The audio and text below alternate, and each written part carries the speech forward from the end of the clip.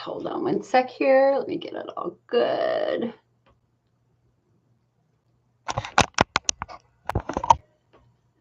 All right. Hello, my friends. It's Jill Osborne from the Interstitial Cystitis Network. It is Sunday, July 9th. Not July, June 9th. No, if it were July 9th, on July 9th, I will be recovering from surgery. So it is June 9th of 2023. So my name is Jill Osborne. I'm the National IC Support Group Leader. I work with men and women who have bladder pain, pelvic pain, prostate pain, pain with intimacy, pain with sitting, pain with driving, pain with urination, pain after urination, pain with sex. There is a logical connection between all of these, and that logical connection is actually that there is injury and or trauma to the pelvis. Sometimes there's trauma to the central nervous system. Sometimes there's trauma to muscles. And so this is what we do. We work with men and women who are struggling with a wide variety of pain and or urinary frequency urgency. Normally when I do these meetings, I do a little 30-minute intro, and then I take your questions, and the meeting will last as long as we have questions. Sometimes we go for 5 hours. Sometimes we go for 1 hour. I am here at your service. It's a gorgeous day outside. I don't know about you, but I'm like really having cravings for the beach right now. Hello, Gay. I'm doing a little bit better today. Doing a little bit better. So for those of you who are new or those who are older, I have been doing these live support group meetings for many, many years now. I started out as a support group leader 30 years ago. And it's really rare that I ever miss a meeting. Hi, Nancy. I did miss a meeting 7 years ago when I had a hysterectomy for uterine cancer, early uterine cancer. And I'm going to be missing meetings again this summer because I met my surgeon this week. And I will be having a double mastectomy on July 8th or earlier if they can fit me in earlier. So I anticipate that I will be out for 6 weeks. Now, I will tell you that I almost canceled doing this meeting today because, listen, I'm a strong woman. I have been through a lot. I've been caring for my parents for many, many years, my elderly parents. And I consider myself a very, very strong woman. But even strong women break. And I broke on Friday. I just sobbed all day. Because I did not have in my playbook breast cancer for this year, ever.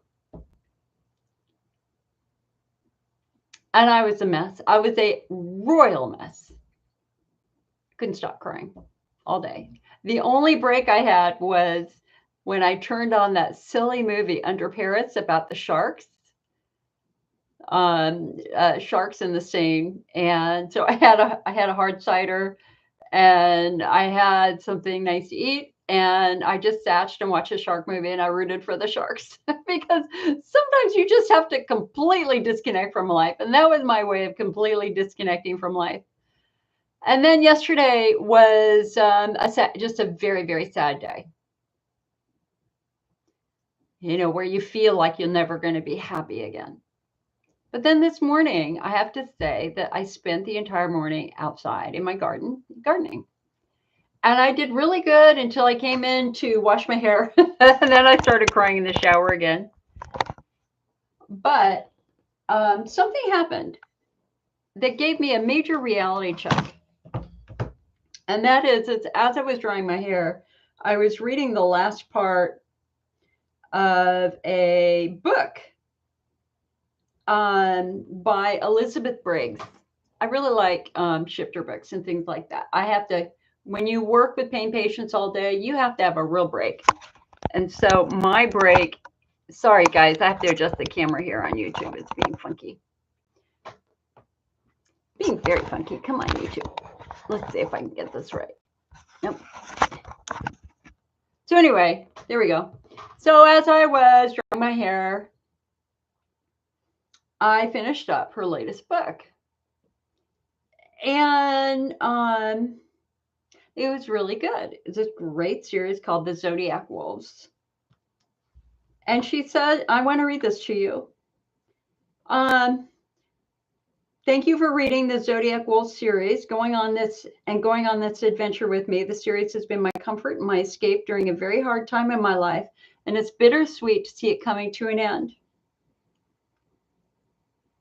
You may be wondering why I did a book of 4 novellas to close out the series. The answer is a bit long and complicated. In case you haven't heard, I was diagnosed with colon cancer right after Starcurse, the second book in the series came out. I wrote the third book, Suncrossed, while recovering from surgery and going through chemo. By the time Zodiac Aligned came out, I thought I was done with cancer and ready to move on with my life. I planned to write 4 more novels in the series. But unfortunately, while I was in the middle of Jordan and Stella's story, my cancer returned to my ovaries. At that point, I decided I need to get these stories written immediately, or I feared they may not get written at all. I changed them to novellas, though I kept all the important beats to each story. I wrote them while going through another surgery and even more chemo. And I'm so happy to be able to give these characters their happy ending along with a special bonus epilogue. I have no idea what will happen next. Stage 4 cancer is a terrifying thing to live with, but I have so many stories that I still want to write. Like Ayla, my other heroines, I refuse to give up. I hope to write many more books in the future. And for now, I simply want to thank all my readers, friends, and family for your support during this time. I love you all. You know, one of the biggest lessons in my life in the last year is the absolute reminder that no matter who you see walking down the street, they have a story. They are going through stuff. Every single one of you is going through stuff. I am going through stuff. Having a diagnosis of IC is the epitome of going through stuff. Living with pelvic pain is the epitome of going through stuff. Being diagnosed with cancer is the epitome of going through stuff. And as I read this beautiful novel from this woman, I had no idea that she was going through stage 4 cancer. And here I am feeling sorry for myself. Me having a pity party for having stage 0 breast cancer. And she's got stage 4? Man, I just like, Jill, come on. And my brain, especially while I was taking a shower this morning, I was just going through all the worst case scenarios. And I kept saying, stop it, stop catastrophizing, stop catastrophizing. This woman did something beautiful while she was struggling. She proves that in the height of disease and injury and disability, we can produce beautiful things. And it just put it into context for me. But so can I. So can I. And so can you. And so, you know what? I was going to cancel. Instead, I put my makeup on and I said, you know what? Come on now. If Elizabeth can do it, I can do it. We're all allowed to cry. We're all allowed to have bad days. We're all allowed to ask for help. We're all allowed to get support. And sometimes the best way to help somebody else is to help yourself. I mean, the best way to help yourself is to help somebody else. Oh my God, I'm a goofy girl, this woman. So anyway, I met the surgeon. I love her, love her, love her. She's the one who did my emergency gallbladder removal. She's kind of short. She's got spiky short hair and she's covered with tattoos on her arms. And she makes me feel so good and so comfortable. She recognized my need 3 months ago when I was in the emergency room for emergency surgery, and she recognized my need this time. And she was very, very kind and compassionate about my questions and my worries, and also about pain care. So I feel like I'm going to be in good hands. So anyway, that's enough about me. How are you guys doing? How are you guys doing? Hi, Ann. Gay says, prayers are the best thing. Debbie says, hi from Wisconsin. It's beautiful here too. Hello, Nancy. I'm feeling better. But every hour is a new hour. Donna says, hey, Julie, I'm so loving on you, my lovely. Oh, honey, thank you so much. Thank you so much. I agree that prayers are the best thing. No doubt about that. So not a lot happening in the IC world right now, to be quite honest. Or if it's happening, I don't know it's happening because I've been dealing with my own stuff. I know that we have next week hello, Jane from Michigan. Nice to see you, hon. Jane, I almost moved the entire IC network to Michigan 20 years ago because I fell in love with a guy in Michigan. And then we broke up. Dodged a bullet there.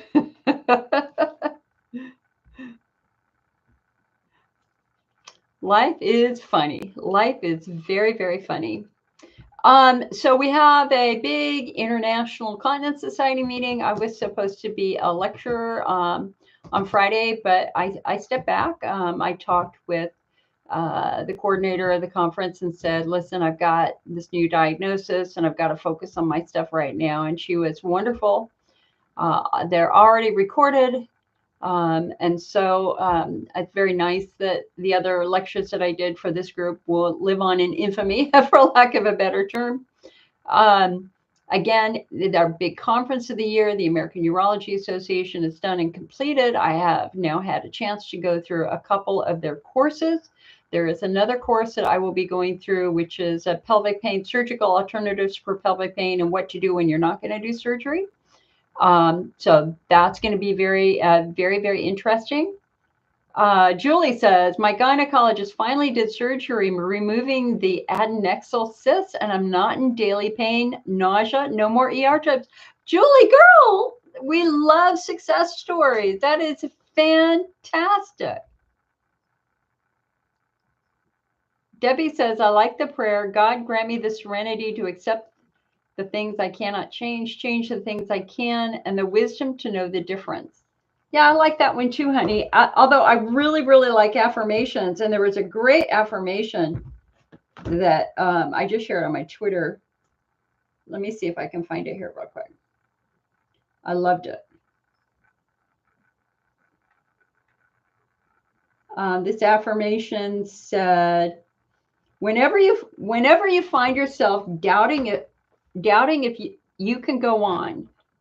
Let me try this again. Whenever you find yourself doubting if you can go on, just remember how far you've come. Remember everything you've faced, all the battles you have won, all the fears you have overcome. Then raise your head high and forge ahead, knowing that you've got this. I like that. That helped me this morning too. That really helped me this morning too. We have a couple of other meetings happening this summer and fall. There's going to be a big meeting in Japan, in Tokyo. I don't remember. I think it's in August. I don't know of any patient events that are coming up. You know, the era of big national IC meetings stopped about 10 years ago. Hello, Elise. And the reason why they stopped is they were very, very expensive to do. And so the ICA did every other year for about 10 years, they did a series of national meetings where if you could afford it, patients would fly in to attend. But really, ultimately, what we all came to learn is that investing $50,000 into a meeting where if you're lucky, you get 200 people coming along with the doctors you're going to fly in to speak. Really hard to justify the cost, especially now that we have the internet and we can do live events and we can reach thousands of patients at a fraction of the cost. So a lot of national meetings for all sorts of conditions have slowly but steadily faded away. And the other thing that's really sadly faded away are live support group meetings. And we can blame that on COVID. I don't know of any support groups right now that are meeting in person. We called them all like 2 years ago, and every group we called had stopped. There was only one group that was doing live meetings. So right now, the only group that's doing live routine support group meetings is this meeting, but it is over the internet. So, we have to adapt and change to the future. Now, we've just put up another episode of our free lecture series, IC 101, the IC 101 Masterclass. This one is on urethral pain. I've got several more to put up. And so you can now watch these meetings. You can watch these free videos on our website, icnetwork.org. It's up in the top menu, says IC 101 Masterclass, or you can come on over to our YouTube channel and watch them there. And really everything is changing. This is something that we're all talking about right now. Because we're facing a real dilemma. The dilemma is that websites are dinosaurs. In the era of the internet, to believe that the internet, I built our website almost 30 years ago. And today, learning has changed. Learning styles have changed. People don't want to read anymore. They want video. And I find that really, really baffling. If you're facing a major medical condition, I would hope that you would want to read about it, read a lot about it. And yet what I'm finding with the patients that I work with is that, especially kind of the younger patients, like literally, they don't want to read anything. I really had a patient say that to me. I'm not going to read anything. I want to watch it in video. And I'm like, we don't have the thousands of hours of videos that you would need to catch up. Nobody pays for that. And I find myself really, really baffled by that. It's like we have got to be educated, but I really blame it on TikTok. You got to understand that these app companies, there are consulting companies in Silicon Valley that specialize in creating addiction. They specialize in creating addiction. So when people are building apps, they're trying to figure out how to keep you engaged. And they're going for addiction pathways. So they very quickly realized that and determined that short form video that gives you a lot of quick stimulation is addictive. It's addictive. How many of you watch TV? Not a lot. Pretty much everybody's looking at video, especially short form video. Why? Because your brain likes it. So here's what happened to me. So, TikTok got started a few years ago. And, I was kind of so consumed running the IC network. I didn't jump on Instagram like I should have. I waited a while, which was a mistake. And I thought, okay, I'm not going to wait with TikTok. I'm going to get some good IC information out there.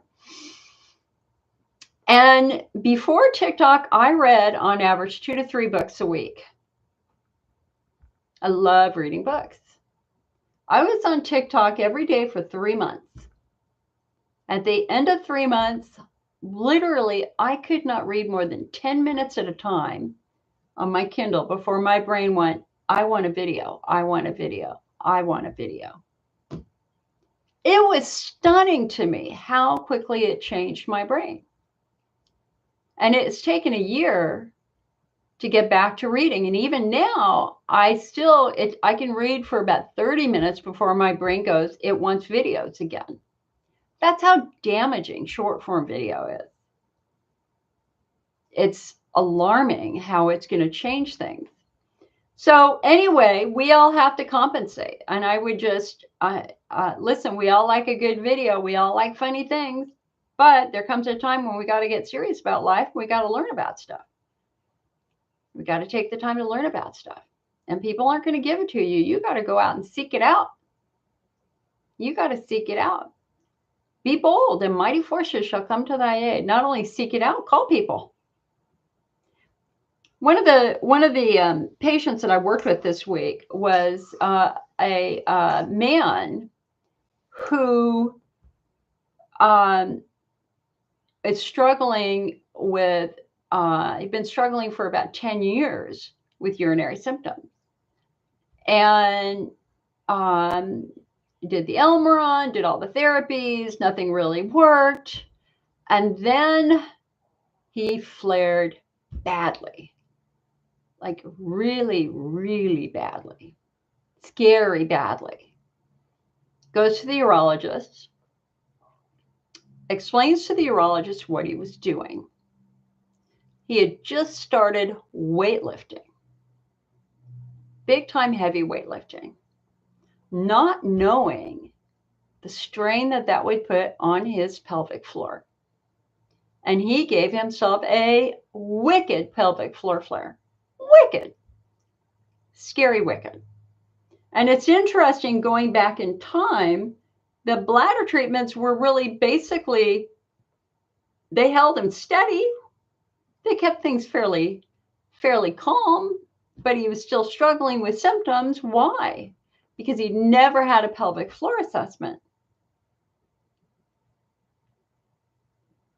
How did this begin for him?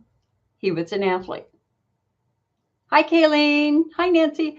Not only was he an athlete, he was in a sport that is renowned for causing pelvic injuries, which is football. And so when you're the patient, I don't want you to sit at home and suffer. Man, I want you to pick up a damn book and start reading about this. Come to our website, read about this, because I don't want you to suffer in silence anymore. You are struggling. There is hope, but it begins with our knowledge level. And don't just come to the IC Network. Now, listen, we have been rated the best on the web in 2 peer-reviewed medical studies. We were honored in our second year with the National Cancer Institute as one of the best health websites out there. I take a lot of pride in the IC Network. I work my ass off trying to get the IC Network as accurate as I can. But that said, I'm not the only act in town. You can go to the ICA website. But what I don't want you to do is I don't want you to fall for anybody who says you have to pay for the info. You do not need to pay for this knowledge. It is available on our website. It is available on the ICA website. Be careful with those people who are saying, come join my program at $500 a month, and I will help you get better. It is, in my opinion, a bit predatory. This information is free. This support group meeting is free. You can call me. It's free. It always has been free because I'm an IC patient. I am a pelvic pain patient, just like you are. Now, obviously, we have to make a living. There are things that we sell. You can see on the corner, you can see on the shelves back there.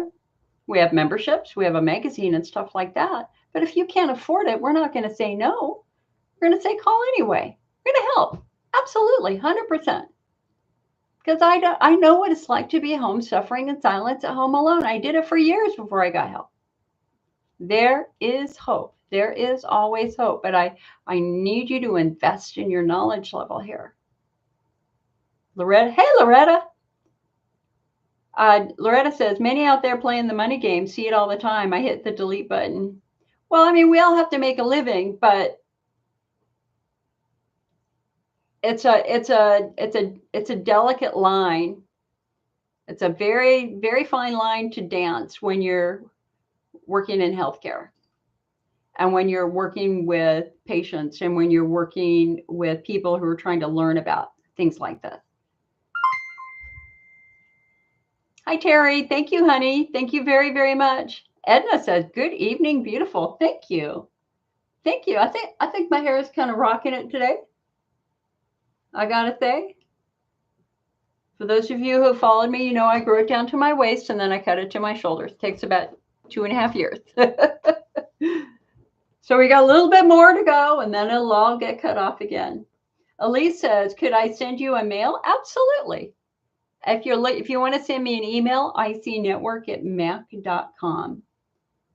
Donna says, old school is not a bad thing. Jill's website is the best out there for IC information. We all need to access it. But Jill can only do so much. We as patients have to do the work. So I learned very early on as an IC support group leader that my job is to educate, inform, encourage. Absolutely. I understand that. But what happened and still happens fairly consistently is I have a select group of people who call and they ask the same question over and over again. And the first time I'll spend an hour with them. The second time I'll spend a half an hour with them. The third time I'm going to go, now, wait a second. We talked about this. We talked about this, honey. I know we talked about this. Didn't you understand it when we talked about this before? And her answer, their answer is typically, yeah, but I don't want to do it. I want you to do it. No investment. No investment. Not pulling the information in and applying it and using it. And I had one patient years and years ago who was just consumed hours and hours and hours of my time. And then it finally dawned on me, she's not listening at all. She's not trying anything. And I finally confronted her on it. And I said, I have invested a ton of time talking with you, honey. I can't give you any more time. I've got lots of other people that I would like to work with. Like,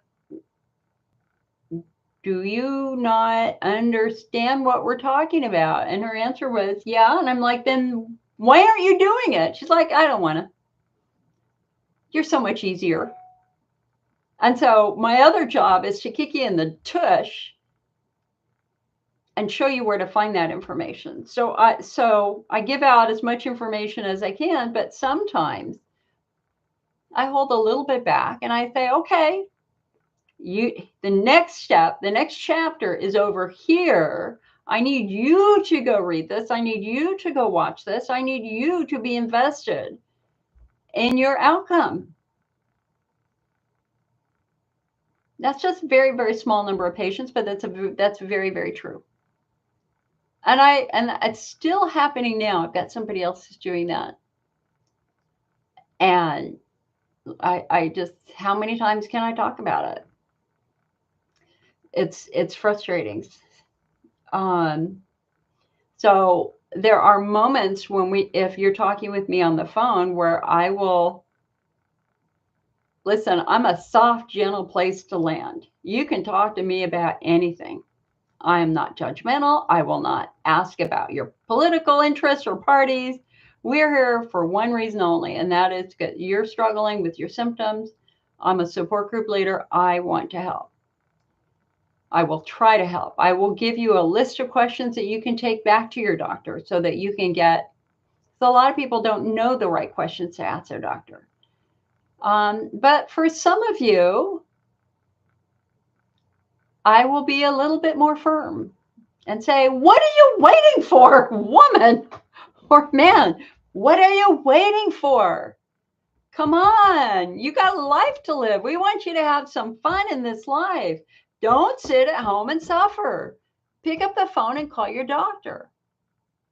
Or, more importantly, call your physical therapist, because 85% of IC patients are really neuromuscular driven, and we got to get you back to physical therapy.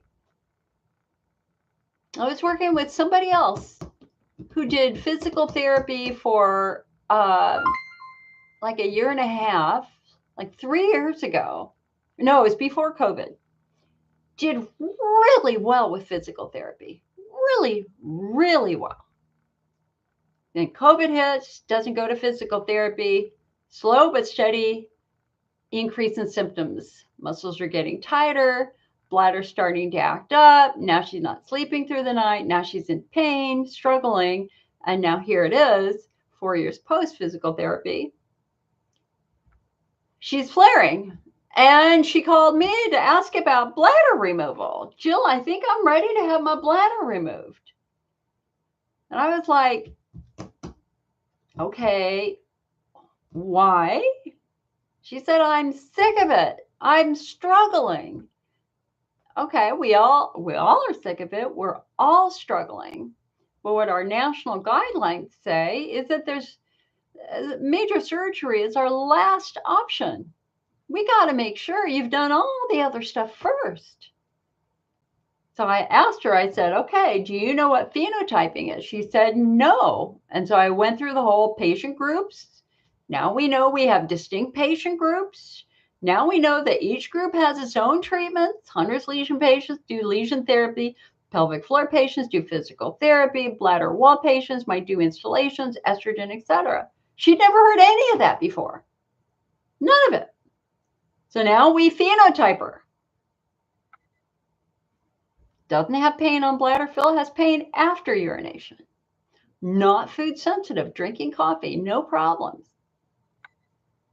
Her worst pain is after urination. Her worst pain is driving in a car. Her worst pain is after sex. When she tries to pee, she can't pee on command. 5, 10, 15, 20 seconds before she can relax enough to release urine. Textbook pelvic floor. And I told her that. I said, hun, that's not a bladder wall. You know, that patients will often say, well, it aches and it burns. And it's like, vaginal burning is not a bladder symptom. Vaginal burning is a pelvic floor symptom or an estrogen atrophy symptom. And she was like completely focused on my vagina's hurting. My vagina's hurting. It's burning. It's burning. It's burning. It's like, okay. So bladder wall pain is very sharp and shrill. It feels like a razor blade cutting your bladder. Pelvic floor pain is duller and achier, and it has a burning quality. So anyway, we explained the phenotypes. Do you have pain when you sit down? Does it get better when you stand up? Yes. How did you know that? Do you have sciatica? Yes. How did you know that, Jill? Because those are symptoms of pelvic floor dysfunction. Then we did the widespread pain thing. She didn't have widespread pain. That was good. Classic pelvic floor. And I went, okay, have you had a pelvic floor assessment? She said, yeah, I did like 4 years ago. I did physical therapy for about a year. And I went, well, how did you do when you did the physical therapy? Really well. Really well, Jill. And what did they find when they did your pelvic floor assessment? My muscles super, super tight. So, okay, how long has it been? Years. And the symptoms you're having today are pelvic floor symptoms. Would you agree? Yes. I didn't think of it that way. I thought I needed to have my bladder taken out. But when you're pelvic floor driven, you're not a candidate for bladder removal because bladder removal will not fix tight muscles. Bladder removal will actually make muscles tighter because of the pain of the bladder removal. We have very clear guidelines. The only patients who are a real candidate for bladder removal, and it's rarely done. And now that we have phenotyping where patients are getting better more quickly, we're not wasting years doing medications that won't work. So everything's changed. But the only patients who really are a candidate for bladder removal are patients who have a very small bladder and or Hunner's lesions not responding to therapy. If you got pain outside your bladder, if you have pelvic floor pain, bladder removal will not do that. And she was like, oh my God, I totally forgot about my muscles. Like, you hurt them again, honey. You hurt them again. You're in a flare again. Your muscles are tight again. It's time to go back to physical therapy. Go have another pelvic floor assessment and let's see if your muscles are tight. Because based upon your symptoms, your muscles are really tight right now. And she's like, yeah, I think you're right. But my goal here is to get her to go back to the medical professional and ask the right questions and get that assessment. Edna says, you definitely have a lot of my symptoms. Yeah. Edna says, I'm not sure if I asked already, but I'm living with this every day. Every single time I eat, I immediately get a flare.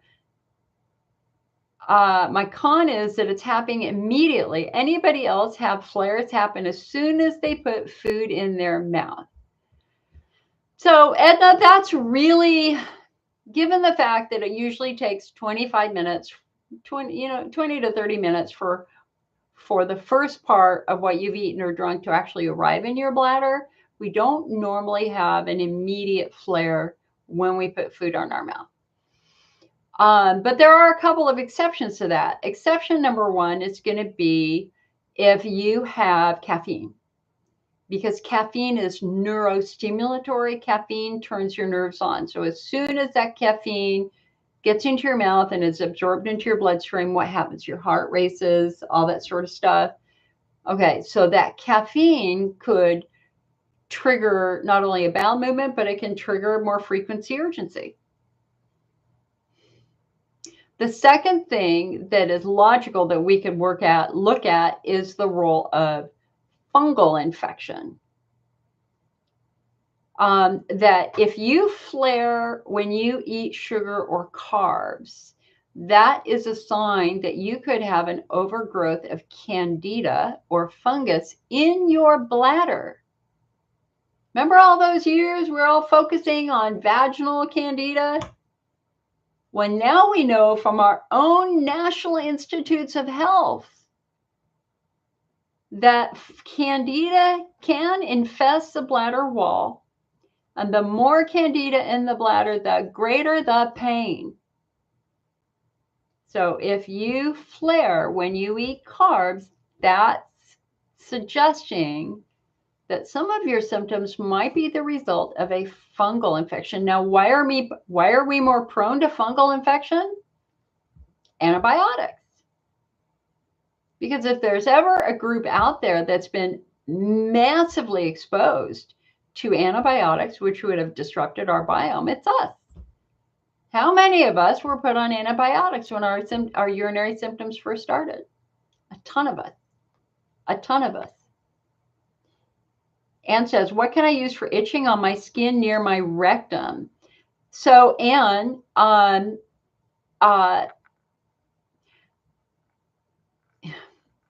you can buy Anna cream, ANECREAM, which is a lidocaine cream.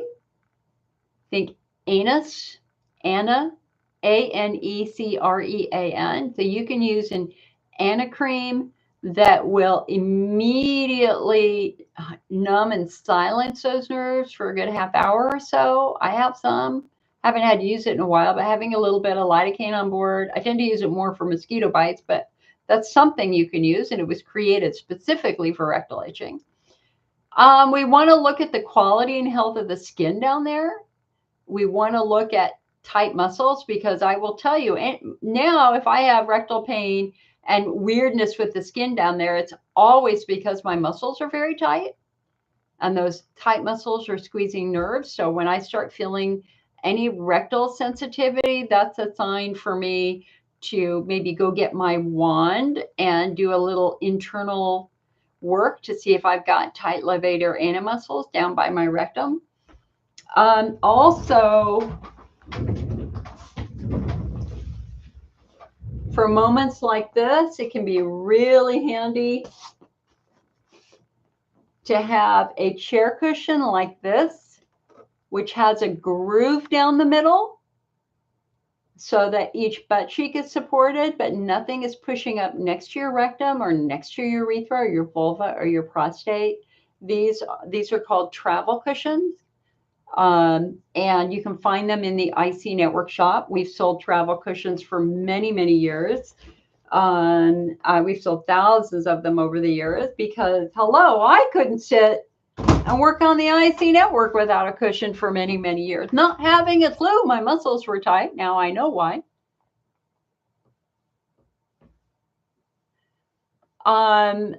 So getting back to Edna here. Edna, what I would do if I were you, with the fact that you're flaring as soon as you eat, is number one, I would start making a list of the foods that appear to be bothering you. I would do an elimination diet, just so that you can find and identify those foods that seem to be bothering you. But more importantly, the advantage here is to create that list of foods that you know won't bother you.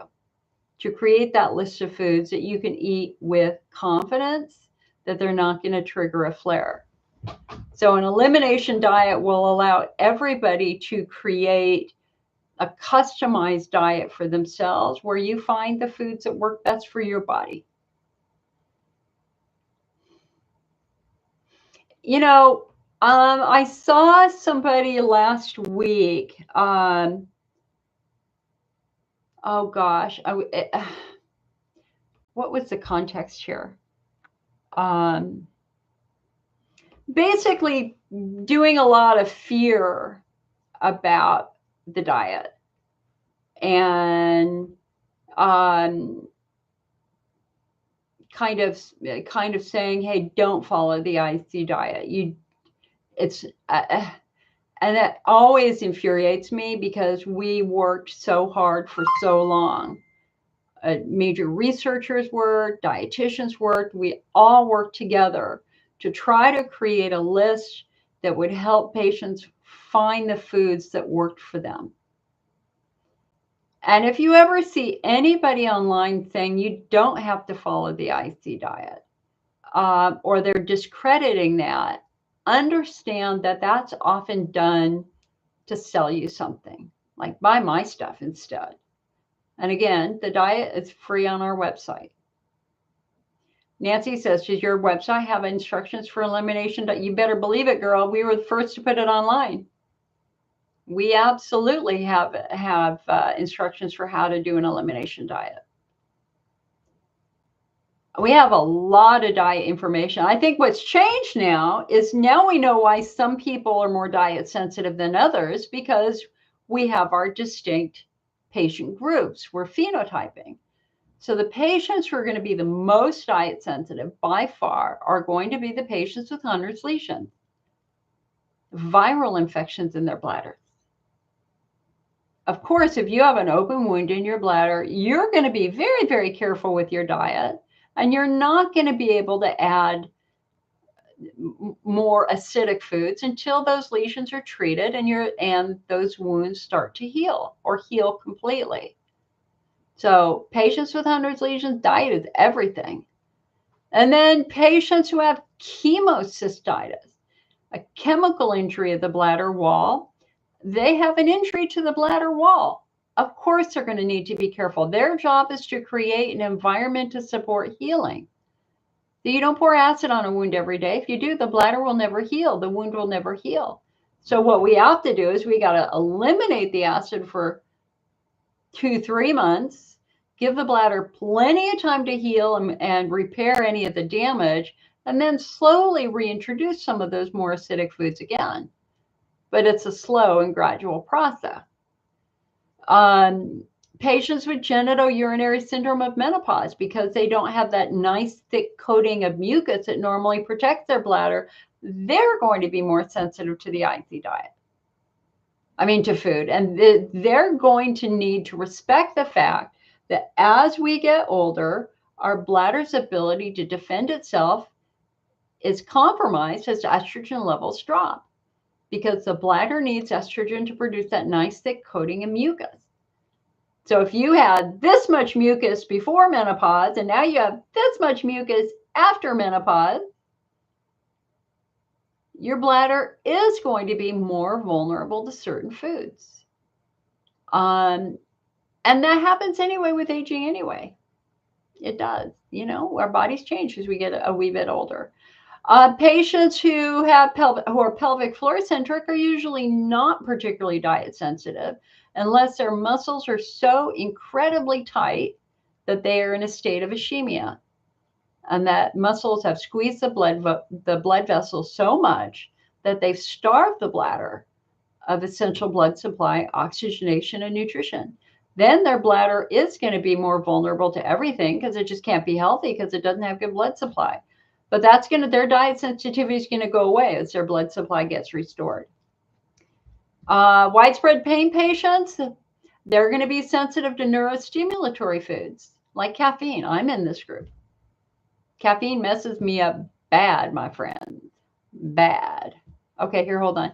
Nancy says Diet Coke was huge for me. Diet Coke, brutal on the bladder.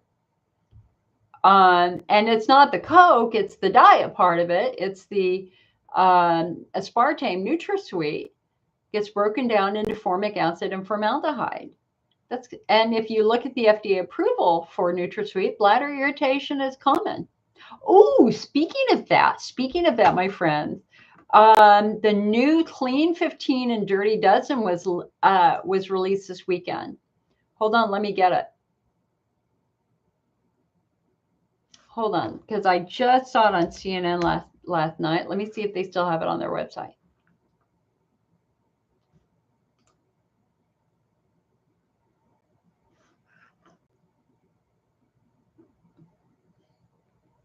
It was in the third column.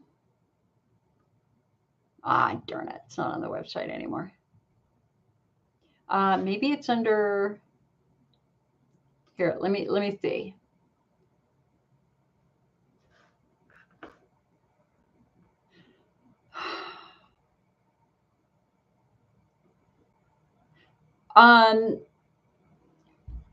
I hope you're all paying attention to bird flu right now. You need to pay attention to bird flu because the H5N1 bird flu is spreading throughout the United States, and now it's found in our sewage, which means that it's getting there through potentially human vectors. We don't know. But they have found H5N1 in milk, in grocery stores. And H5N1, if it transfers over to humans, is much more contagious and dangerous than COVID ever was. And so the lead story here is the FDA asked some states to curb the sales of raw milk because they're finding a live virus in raw milk. You definitely want to do pasteurized. First ever human case of H5N2 bird flu was reported in Mexico last week. So we got to be on top of this, my friends. All right, let me go back to, let me just see if I can find this Clean 15 real quick. Or actually the Dirty Dozen. So the Environmental Working Group is a nonprofit that analyzes the US FDA's own data. So this is research done by the US government on the safety of food. And every year they interpret that data for us so that we can make good decisions about the foods that we eat, because it's not just about washing fruit or vegetables. These pesticides that they're finding make it into the meat of the veg. So in the heart of the apple, in the heart of the peach, in the meat of the peach, they're finding pesticides.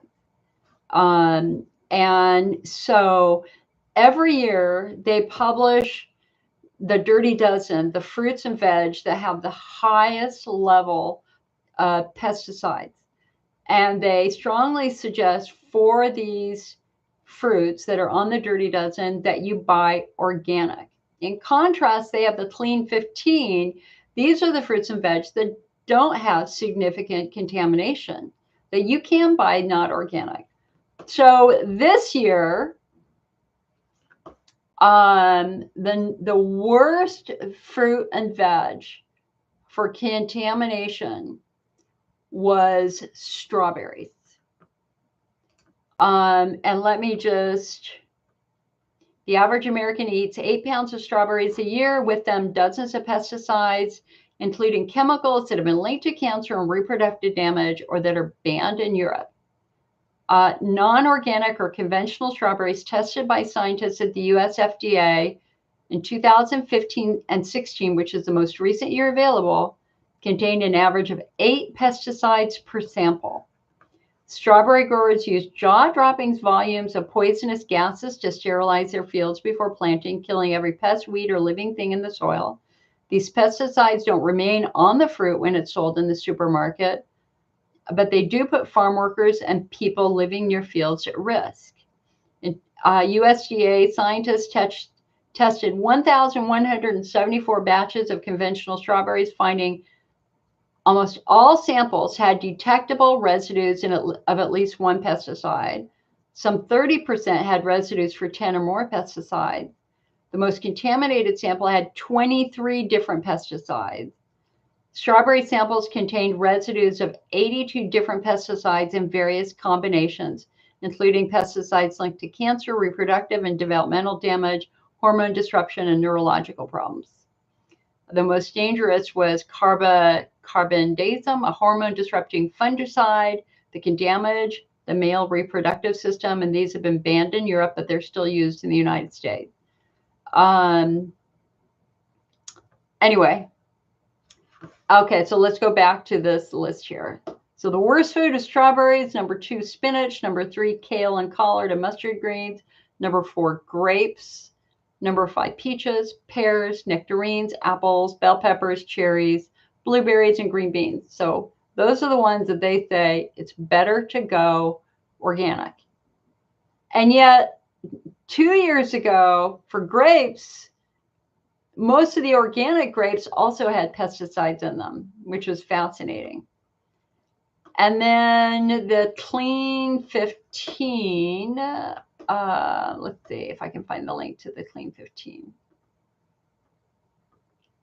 So I will only get peaches at the farmer's market if I ask them if they don't have pesticides, or I'll buy them organic. I really don't eat grapes or raisins.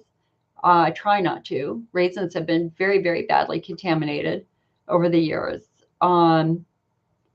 But for example, bananas with their thick skin and avocados with their thick skin are usually on the Clean 15. So if you Google Clean 15 and Dirty Dozen, or just go to ewg.com for Environmental Working Group, you can read all about that. All right. Heggy, thank you so much for the 200 stars. Nancy, thank you so much for the 99 stars. I really appreciate it. Lori, the mesh is exposed to my vagina from a bladder lift. I'm supposed to see a mesh specialist, but it will take months for a visit. Do you think physical therapy will work for me? Lori, I can't see how it would, but I'm not a doctor. You need to talk to a physical therapist about that. My concern is, well, I would be, since your mesh is moving and your skin has deteriorated over the mesh, so now the mesh is exposed, I don't know if physical therapy would be comfortable for you. And I don't know if it would be the right thing for you to do. And I'm so, so sorry that you are struggling with a mesh complication. For anybody out there who doesn't know what the vaginal meshes are, or just the meshes in general, they were originally created out of polypropylene, and they were designed to do bladder lifts and urethral lifts. So think netting, plastic netting. And so they started using this mesh/netting surgically to kind of lift up the bladder, lift up the vagina, lift up the urethra for patients who are struggling with prolapses. Unfortunately, the company that was doing that was not listening to the manufacturer, because the manufacturer said, this is not meant for being inside the human body. This is a plastic mesh, for God's sake. And they stopped selling the mesh to the company. And so what did the company do? The company went to China and bought like a 20-year supply of mesh from a somewhat shady supplier so there was this big documentary on this from, I think, 60 Minutes or Nova, one of those. Anyway, so this company then goes to China, buys this, and then they deliberately change the labels to even get it to the United States, which is just fraud. And then when they did their testing on it to see if it was safer, it wasn't safer. It actually was less, I'm trying to remember the word that they use. It did not meet the same safety characteristics that the American-made polystyrene met, and they used it. So what happens is this mesh moves. It starts out white and it's kind of flat, and then once you put it in the body, it kind of crumples up and turns black. I've seen pictures of it, and it's sharp. And so that mesh can slice through tissue as it moves. And they were trying to figure out why there were so many problems with it. And so as they started removing it, they started studying it. What they found was an overabundance of bacteria on the mesh. So the mesh had then become a host to bacteria and bacterial infection. So that mesh was banned. I think it was banned, but they've been using other meshes. And as Lori is going through, putting a foreign object in the human body is challenging. In fact, I was talking with one of the top IC doctors and telling her about my breast cancer diagnosis just a couple of days ago. And she said, "Are you going to do reconstruction?" And I went, "No." And she said, "That's good, because we don't necessarily know how your body's going to react to foreign objects like mesh, like silicone, and things like that." So now this has become a major health issue throughout the world, and I would encourage you to look for mesh documentary, Nova, or something like that, and watch that. There are lawsuits. Let me see if I can find it. Or might be Frontline.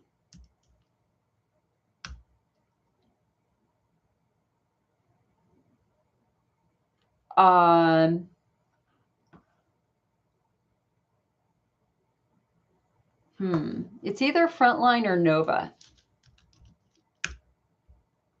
or 60 Minutes. And literally, they went to China and they looked for this mysterious Chinese company. And okay, Boston Scientific. Okay, it's 60 Minutes.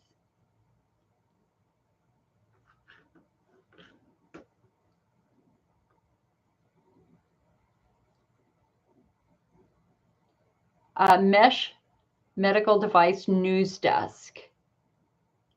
Plastic failure and gynecological mesh. Okay, anyway, there's lots of stuff on it.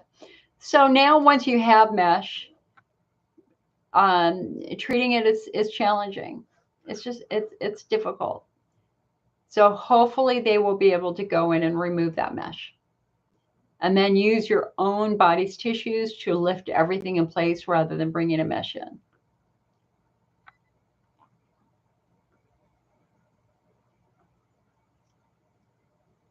Liz says, my gyno says he does pelvic floor therapy. My IC had been really good for years, but I do have delayed peeing. Not sure if I should just let it be or look into it. Girl, you should go have a pelvic floor assessment by a properly trained physical therapist. You got nothing to lose here. You've had IC for years. It's important to understand why you might have had IC for years. There's no harm in having an assessment. If you come out of that assessment normal, then fine, you don't have pelvic floor assessment. But if you come back with tight muscles, now we know why you might be having issues. And that would give you a chance to do the single most effective therapy for IC, which is physical therapy. Physical therapy outperforms bladder therapies 2 to 3 to 1. Donna says, what's happening with the Elmeron lawsuits? The company is settling the Elmeron lawsuits. The last time I checked, they were settling all the lawsuits. I heard that the low amount, we had somebody in one of our meetings who came in and said she got 200,000. So what I've heard is that the settlements are in the range of 200,000 for mild cases up to 6 figures for patients who have legal blindness from Elmeron use. And I was working with another person a couple of days ago who had used Elmeron for 5 years and didn't understand the importance of getting their eyes checked. And hopefully they will, because they were starting to have some issues. So Liz, there is a pelvic floor certification program. And these are physical therapists who have taken extensive classes in how to work with pelvic pain and pelvic floor dysfunction, because it's not Kegels. Kegels will make it worse. This is about relaxing tight muscles. So you want to, your gynecologist says they do pelvic floor therapy. I don't know how they would have the time to take classes to become certified on it. It's hands-on physical therapy. I mean, you can certainly give it a try, but I would want to talk to a physical therapist too. Edna says, I definitely have to eliminate dulce de leche ice cream. Have to be really careful with the elimination diet. I only weigh 36.5 kilos. Yeah. Liz says the diet saved my life. Somebody says he wants to increase sperm count. What is my diet? I don't know, honey. This is not a sperm count website. I mean, support group meeting.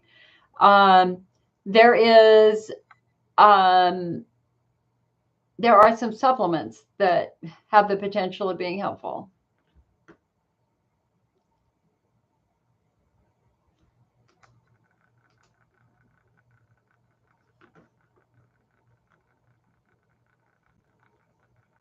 So this is a support group meeting for men and women who struggle with pelvic pain. That's what we do. Hi, Kathleen. So if you're not here for that, I'm going to let you go.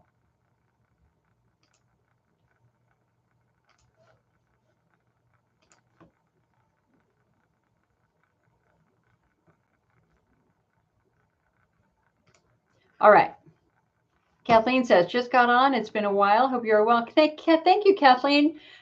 You know, life is hard right now. I have a new diagnosis of breast cancer, so I'm going to be having surgery on July 8th. So hopefully I will be able to do meetings for the next couple of weeks, provided that I don't freak out, get myself all upset and worked up as I was on Friday and Saturday. And then we won't be doing support group meetings for the rest of the summer, most likely. I just have to put my recovery first, although I'll probably film videos. We'll see. All right, guys, hit me with questions. Hit me with, okay, you know what? Let me check something here.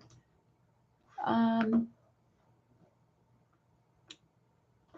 know I saved a couple of news articles. And one of them, here, hold on a sec.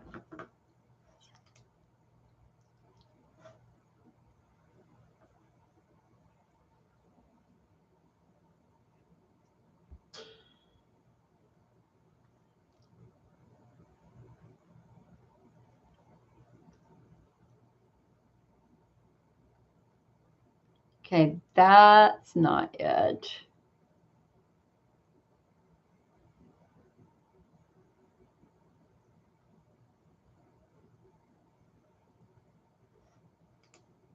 It's always hard to go through all the research studies. There's just so much happening right now. Oh, this was so interesting, guys. Cleveland Clinic-led study linked sugar substitute to increased risk of heart attack and stroke. And the sugar substitute was xylitol.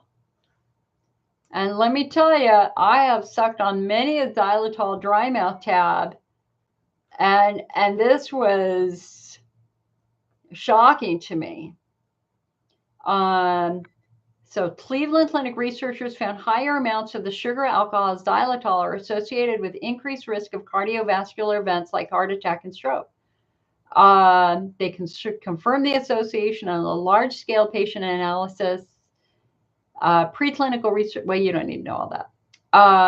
So xylitol is a common sugar used in sugar-free candy, gums, baked goods, and oral products like toothpaste.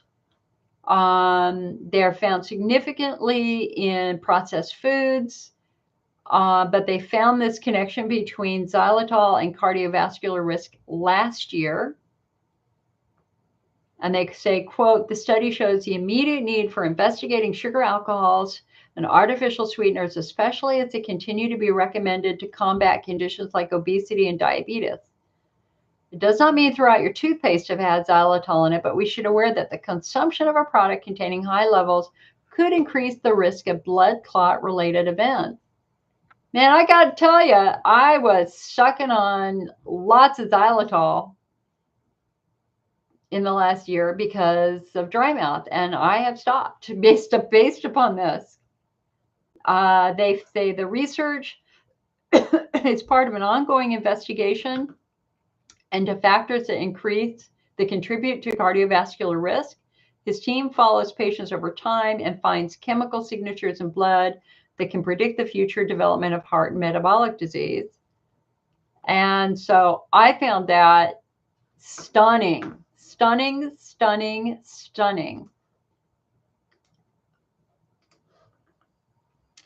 That's on Newswise. So xylitol increased risk of heart attack and stroke. Freaky.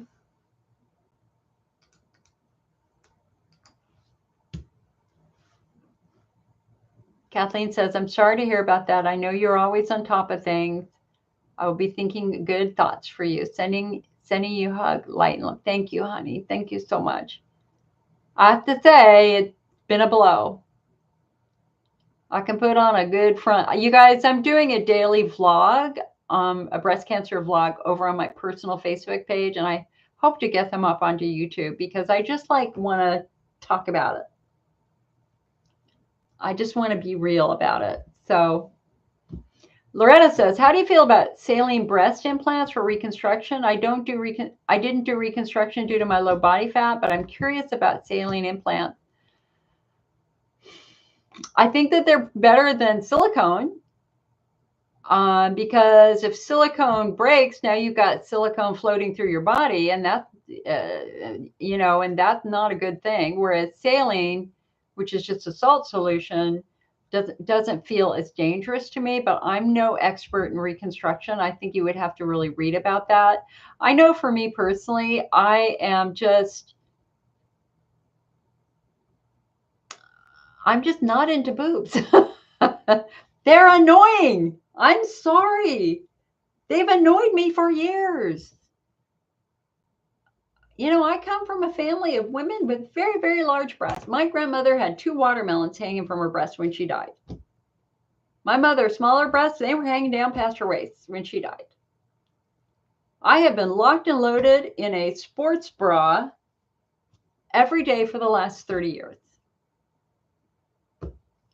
I'm sick of it. And I've always said, Jill, if you ever get breast cancer, you can finally do what you've wanted to do, and that is have a breast reduction. So I am not it's like, I'm not really worried about, I just keep looking at myself in the mirror whenever I take a shower going, okay, can I lose these? Yeah, I can lose these. I'm afraid of the lymph nodes. It's like, please, God, please, may there not be any cancer in my lymph nodes. Please, please, please. Because if they find that, then I'll have to have chemotherapy, which means that I'm going to lose my hair. My brain can't even go there. I have had very, very short hair before. I did it before. I can do it again. but I don't want to do it. I don't want to do it. Liz says, I hope you have support going through this. Yes and no. It just feels very lonely. I have a neighbor who went through it, and she hung out with me last night for a bit. We lost our power last night. And then my other neighbor just on this side is going through biopsies right now. But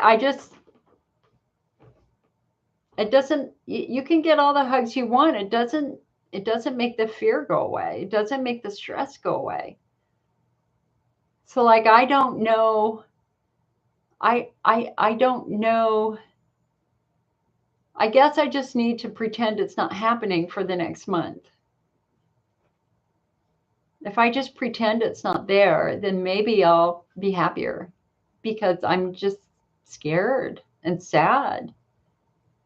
Does that make sense? Anybody out there going through something like this? How do you keep your head together? Like I feel good right now. I feel good talking to you guys. But I'm in a colorless world right now. Kind of, sort of. I don't know. It's weird. It's very weird.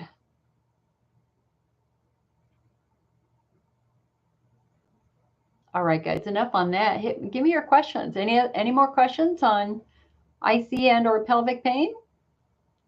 Hunner's lesions, ketamine cystitis.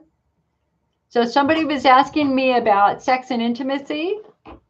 And so in fact, okay, who was it? It was somebody this week who said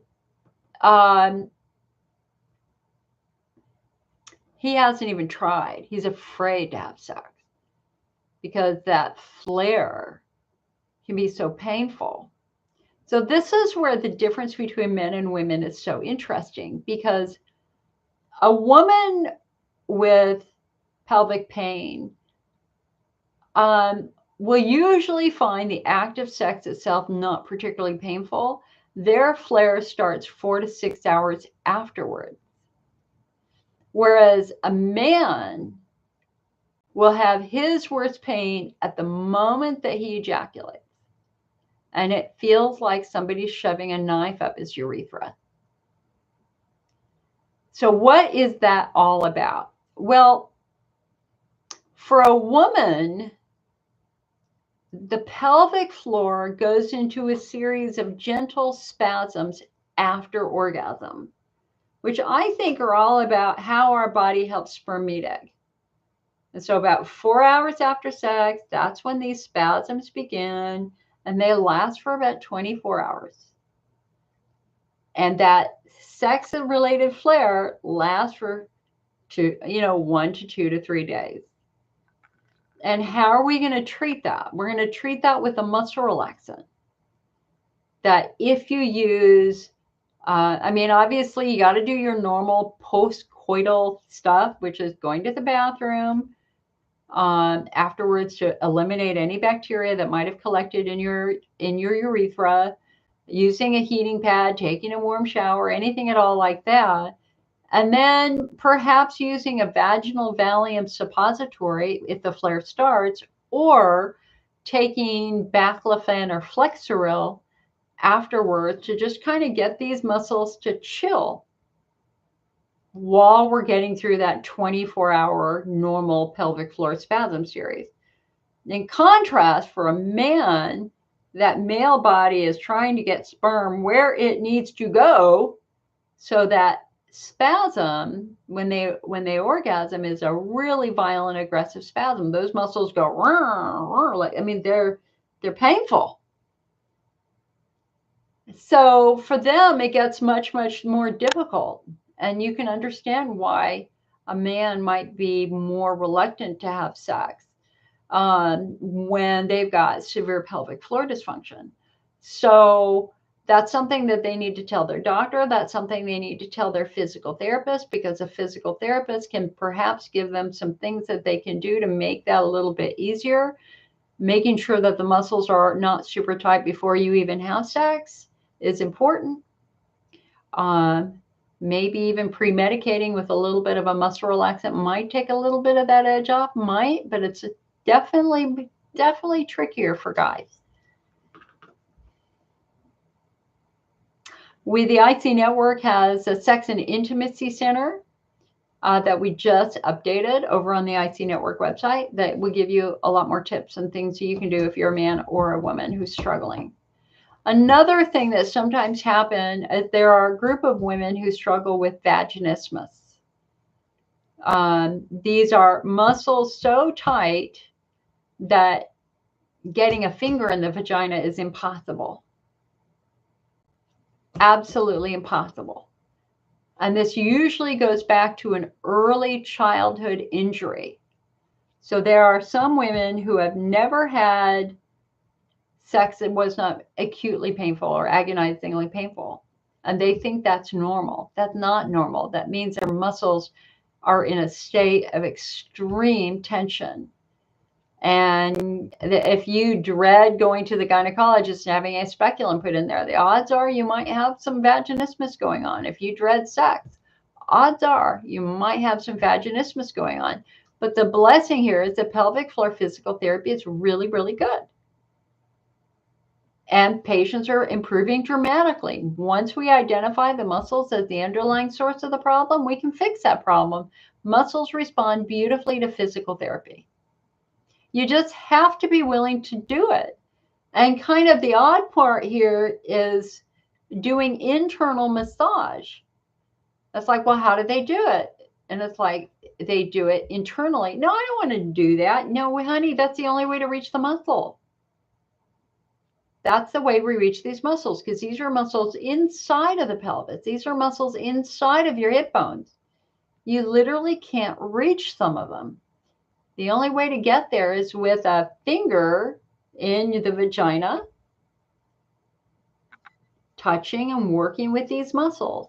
And for men, that's a finger in the rectum, touching and working with these muscles. Liz says, you can call me and talk it. Thank you, Liz. That's very, very sweet. I'm kind of in cave mode right now. I just want to be in a cave for a while. I don't know. It's hard to describe. It's hard to describe. Any other questions? Give me your questions. Give me your questions. What else is going on? Oh, so the other thing that we need to be attentive to right now is it's summer. Hallelujah. Winter is gone for those of us north of the equator. Summertime is here. This is the time where we can get out of our house. Hopefully you're walking, you're getting out into the sunshine, letting nature do her wonderful healing on your spirit and your soul. I know for me, being out in nature is incredible. Walking every day is incredible. But it's also the time where we want to take vacations, and it's one of the times we want to travel and we want to get in the car. But it's really difficult when you've got pelvic pain and or pelvic floor dysfunction. It's difficult. So what are our tips for taking long car rides in the summer? I mean, my pelvic floor flares if I'm in a car more than an hour. So am I going to get in a car and drive across the country? Probably not, unless it's an RV where there's a bathroom. It's that simple. If you have a destination in mind that's let's say a 6-hour car ride, but you can fly it in an hour, I would fly it. Because the bouncing of the car, it can be rough on pelvic pain patients and pelvic floor patients. The type of car matters. We want a car that has a smooth suspension. And so the best cars for road trips are going to be kind of bigger SUVs and sedans. The worst cars for a road trip are going to be little sports cars that don't have good suspension. So we want a nice, smooth ride, if at all possible. Another thing with a car ride is making sure you've got travel johns with you. Here.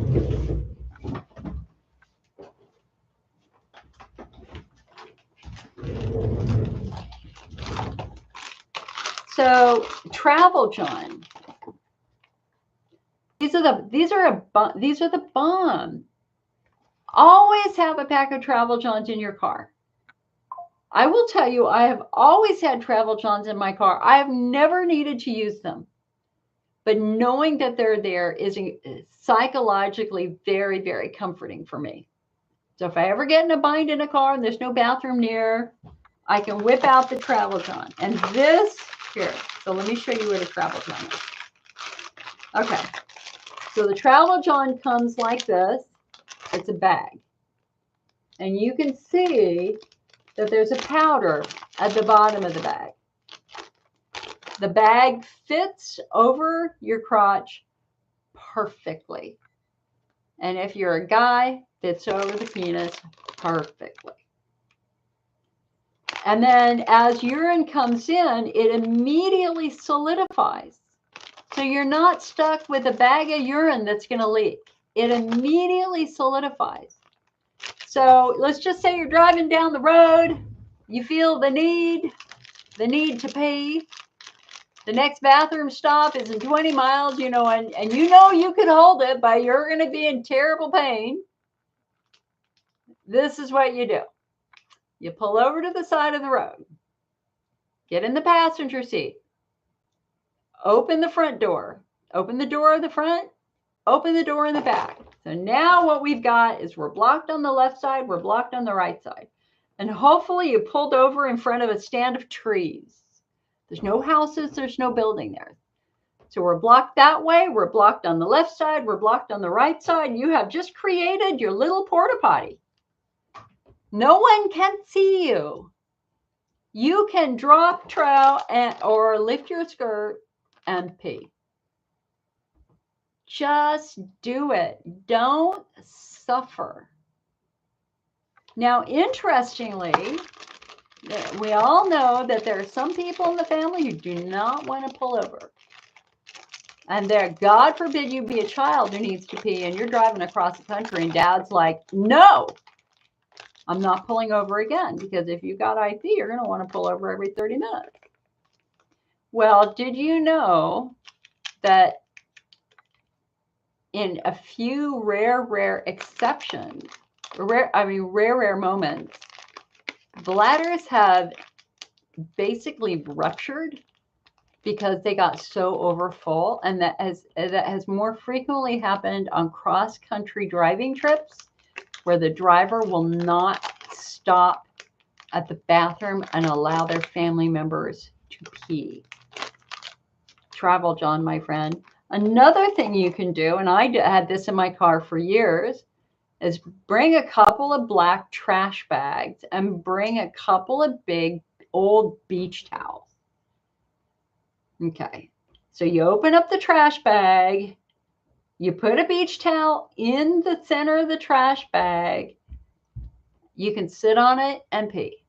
You put that in the back seat or the front seat, you can pee right into that, the towel absorbs it, then you just close up the plastic and you can throw that away in your next trash can. If worth, you know, that's another thing you can do just in case. But these are super cheap. I mean, it's like under $10 for 3, and they last for years. So just buy a 3-pack. They're in the IC Network shop, and stick it in your car just to be on the safe side, you know? Now, the third thing is really deciding, is this a good time to travel? Well,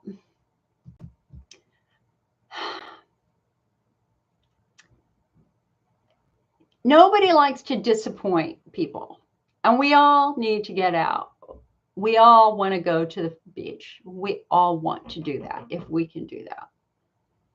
And the thing is, though, is that when we're invited to go do something, hey, Jill, you want to go to the beach next weekend? You know, your immediate answer is often going to be, No, I don't think so. But the thing is you really want to go, but you're immediately going bathrooms. Where are the bathrooms? How long it's a drive? Is this going to be comfortable? And that becomes so emotionally disruptive and disappointing that literally we start to say no to every invitation. Well, I changed my approach to that very, very quickly in my second or third year with pain, my pelvic pain. And my answer was, I won't know until the day before or that morning. So I would love to come with you, but I have to see if I'm physically up to it. And so if you don't mind, go ahead and make your plan. If I need to bring another car, I'll bring another car. But I can't guarantee that my body is going to be up to that drive, but I really, really, really want to try. And so I would just not think about it. I would not obsess about it. I would not worry about it. Take all the emotionality away, take all the stress away, all the disappointment away, and say, okay, I'm just going to see how I am that morning. And if I'm good, we're going for it. And if I'm flaring and I'm going to pass. And I'm not going to attach any strong, upsetting emotions to it over time. Because I want to do those things, but I also know that there might be moments when my pelvic floor is like, girl, you walk too far, your muscles are super tight right now. Are you really sure you want to get in a car for a long period of time? I don't know. Sometimes it's yes, sometimes it's no. But don't assume it's going to be a no. Just wait until that morning and ask yourself how you feel. If you feel good, go for it. Go live your life. If you're in pain, it's okay to say, I can't do it right now. We're going to do some other things today. Nancy says, do you still need physical therapy for your bladder? How do you maintain keeping those muscles loose? Do most stay with physical therapy forever? I am always assessing my pelvic floor, always. My bladder wall is healthy, aside from a little estrogen atrophy. My symptoms are always being driven by my muscles. They always have been, they always will be. And so I'm very, very invested in wanting to keep my muscles as healthy as I can. So if I can pee like a horse, my muscles are good. If I can pee on command and I got good flow, I know my muscles are great and I can go, life is on, life is going on. But if I'm starting to hesitate to start urination, if I'm stopping and starting, if I'm feeling a pulling session, pushing sensation, if I'm starting to feel any rectal pain, any sort of discomfort like that, then I know my muscles are tight again. I'm going to go get my wand and I'm going to do my work with my wand. It's all about learning to recognize it early and having the resources you need to nip that pelvic pain and that pelvic floor tension in the bud. If we can nip it in the bud early, then we can stop that flare in its tracks. Life goes on. So I plan on doing that for the rest of my life. Why are my muscles tight? Because I have a funky SI joint on my left side. Kathleen says, where can you purchase Travel Johns? In the IC Network shop. Just go to icnetwork.org and click on our shop. It's under restroom supplies. We have a very good shop with lots of things that make life easier when you've got IC and pelvic pain. So the goal here is to get some independence. If you have to learn how to work on your muscles yourself. And if you can do that, then you're not going to be in pain for a month while you're waiting for an appointment with a physical therapist. And you can catch the muscles early. More importantly, you learn what a healthy muscle feels like. You learn your body. And there's no substitute for that because it's your body and you can describe what feels good and what's happening on your left side or your right side to your physical therapist if you start having any issues with your left or right side. Hope that makes sense. Kind of, sort of. All right, you guys on YouTube, you're being pretty quiet here. So I want you to go out and have a great summer. Don't say no to invitations if you can. Try to say yes. It's okay to, let's say you're invited to 4th of July barbecue and your immediate reaction is, I won't be able to eat anything. Bring your own food then. Make your own food. Don't look for reasons to say no. Look for reasons to say yes. If you're invited to a pool party, go swim. Just make sure you take a shower afterwards to rinse yourself off.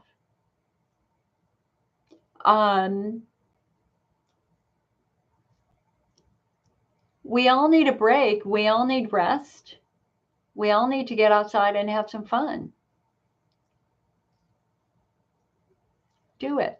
Don't hide in your home. Open the door, get outside. Go walk at the lake. Call your friends. Go and just do things.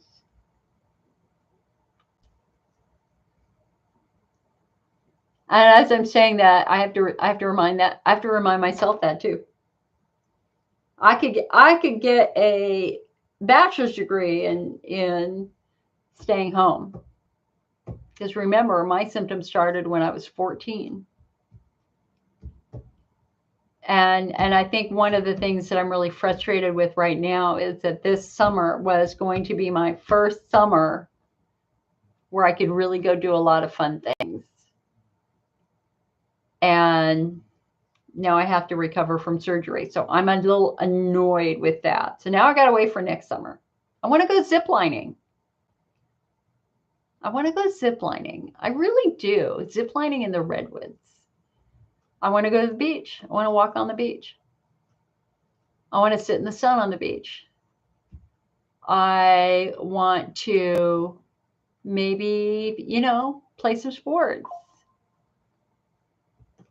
Go to the movies.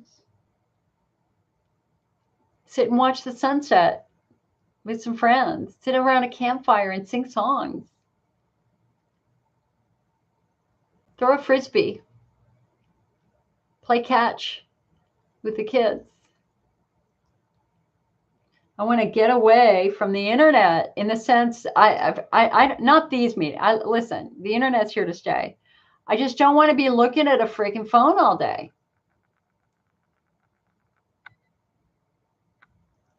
I just don't want to be doing that.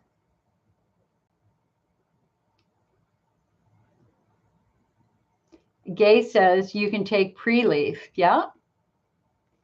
If you are going to a summer event and they're going to have food that's a little bit risky, you can certainly use some pre-leaf, calcium glycerophosphate, which can reduce the acid in the food. You can see that right there. Since they sponsor the IC network and they sponsor these meetings. So pre-leaf is the oldest supplement. It's been on the market for well over 30 years. It was created by a gentleman named Alan Kligerman. He also created Beano and Lactaid. It's a simple calcium supplement that acts to reduce acid levels in the stomach. And so literally 2 pre-leaves will reduce 95% of the acid in a cup of coffee. It won't eliminate the caffeine, but it can eliminate the acid. So if you're going to have barbecue or you're going to have spicy baked beans, having some pre-leaf before that meal would be a really good way to protect your bladder if you're more acid sensitive.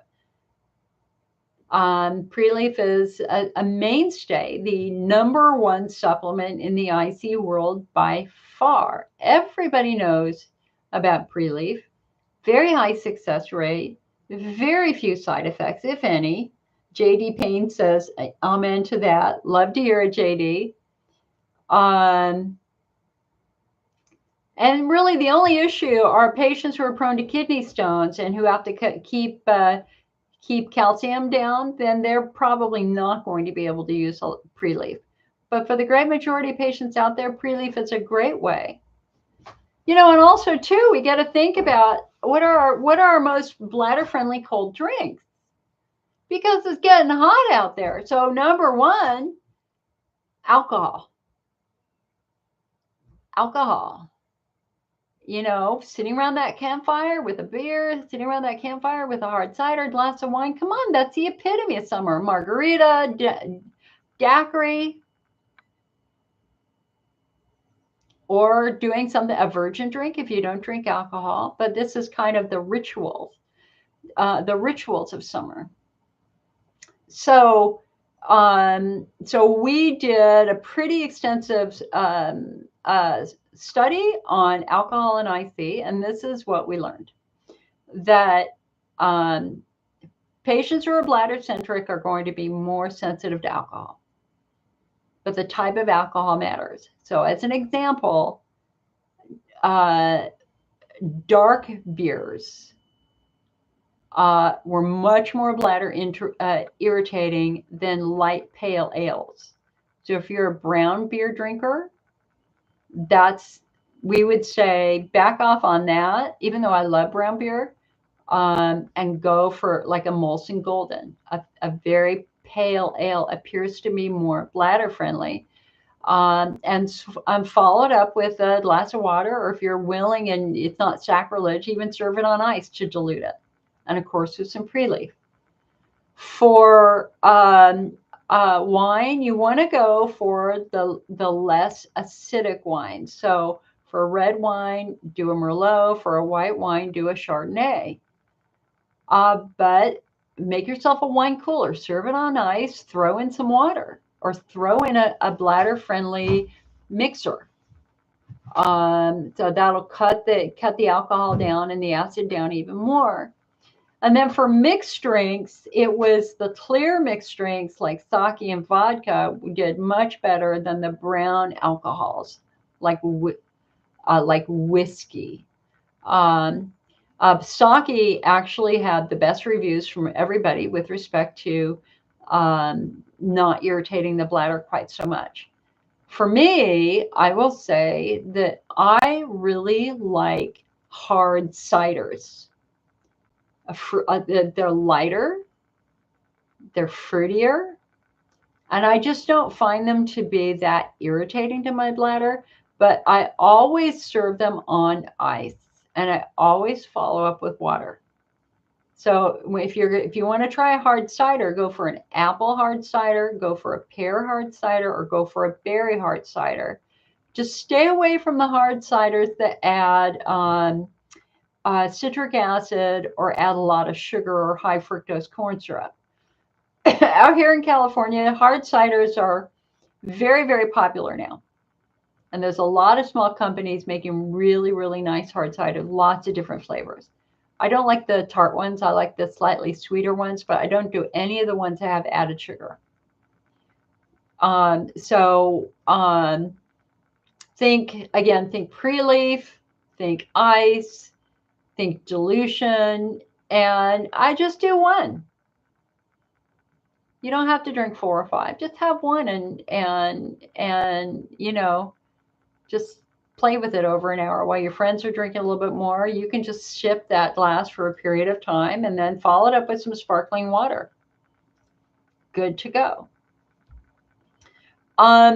We have a fabulous website called the IC Diet Project. The IC Diet Project. And over on that website, we have a ton of recipes, and we have recipes for summer drinks. So how to make a bladder-friendly Italian sodas, how to make bladder-friendly milkshakes or smoothies, and spa waters and herbal teas and iced teas and things like that. So if you want more recipes, go to icdietproject.com. It's free. What's the theme here? A lot of this stuff is free, but we also have a cookbook called the IC Chef Cookbook. And we have a lot of recipes in here also. So this is a good place to get some good summer recipes. Kathleen says, zip lining looks like so much fun. I've done a lot of things. However, zip lining is one thing I've not done. I missed out on doing that in Colorado in 2019. I hope you're able to do it. Yeah, my only challenge here is that since COVID, I got COVID last year and I coughed so violently exactly a year ago that it's like it kind of messed with my urethra a little bit. And so now I occasionally feel urine moving into my urethra. Or if I sneeze suddenly, it's stress incontinence. But I'm not leaking. Like my underwear is not wet, but I feel it. And I never felt that before. And so I'm a little bit worried about laughing really hard. And let's just say I'm gonna wear a pad just in case. For my birthday a couple years ago, I couldn't get anybody. I couldn't get my nephews, my friends, nobody would go ziplining with me. I was totally bummed. Donna said, this is so hard for me to do. Losing my husband in September. Oh, honey, I'm so sorry. All I do is sit. I can't get outside. You're afraid to. I work from home, so I go from my bedroom to my office. You make it onto your back porch. You made your office on your back porch. I don't talk to anyone at work. I do computer data entry. It's a perfect job for me, but you're just lonely. Girl, honey. Oh, I wish you were here. I wish you were here because I would get you out. We would get each other out and go over at the park and just walk. You just turned 65. You can't retire until 65 in 10 months. I'm glad I have something to get up for. While your bladder gets you up at 4:30 every morning and you can't go back to sleep. Well, we need to figure out why your bladder's getting up at 4:30 in the morning. Do you have any idea why? I mean, what's your phenotype, hun? Do you know what your phenotype is? Because that gives us a giant clue on how to make that better. Nancy said, I assume most IC patients can't have sparkling water or carbonation. That's not true. Because again, Nancy, it depends upon your phenotype. If you're a Hunner's lesion patient, yeah, carbonated drinks are going to be a little bit more irritating, but it's really about the acids added to carbonated drinks, like citric acid or the artificial sugars added to carbonated drinks. But can you do a plain sparkling water, like a Waterford sparkling water? You might be able to.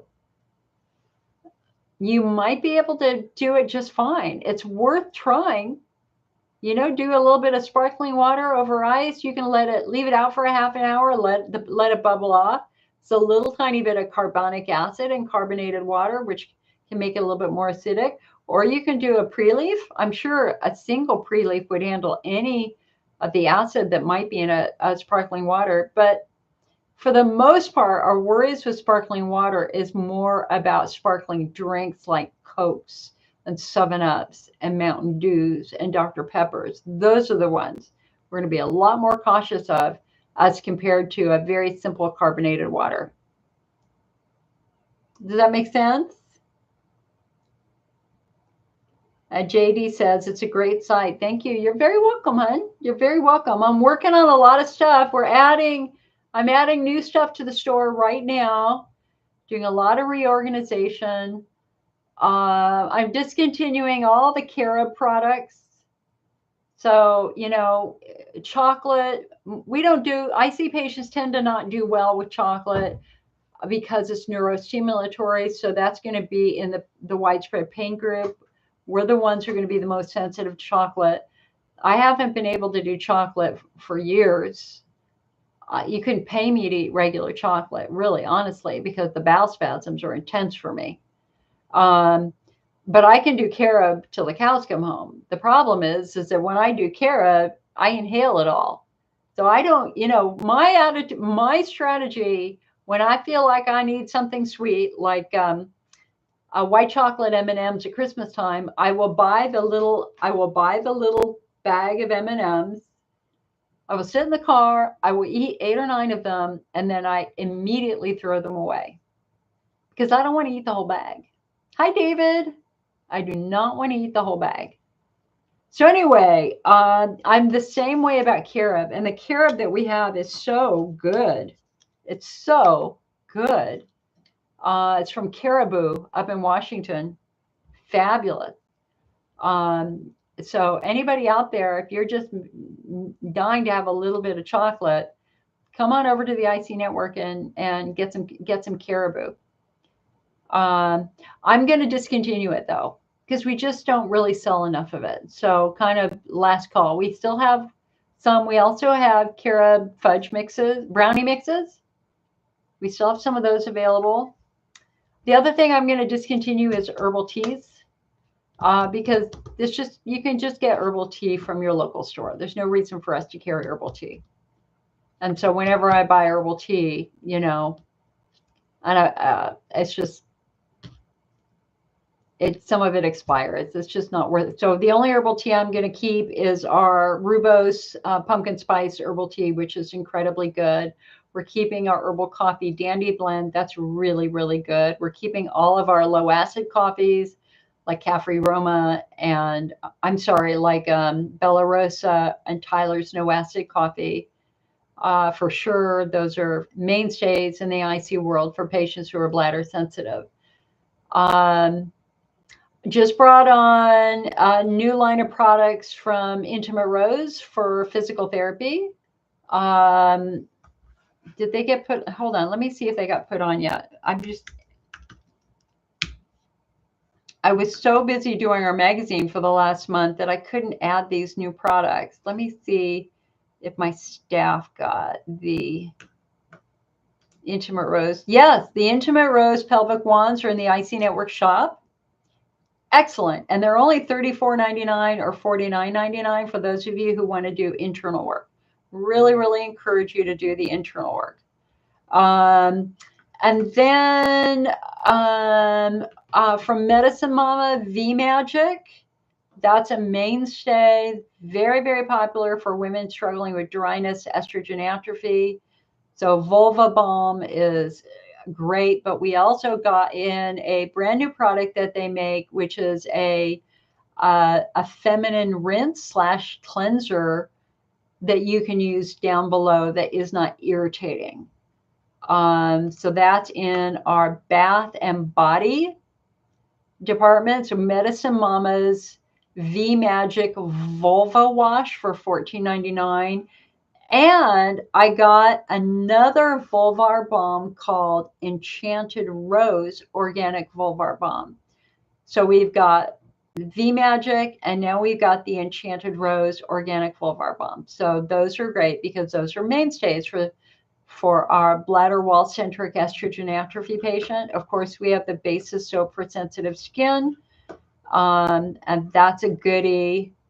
And then the other thing that I'm really excited about that we're bringing on is some new high absorption curcumin, high absorption quercetin, high absorption methylfolate. These are new supplements by Natural Approach Nutrition, the company that makes Bladder Builder, Bladder Rest, Cystomend, and Allopath.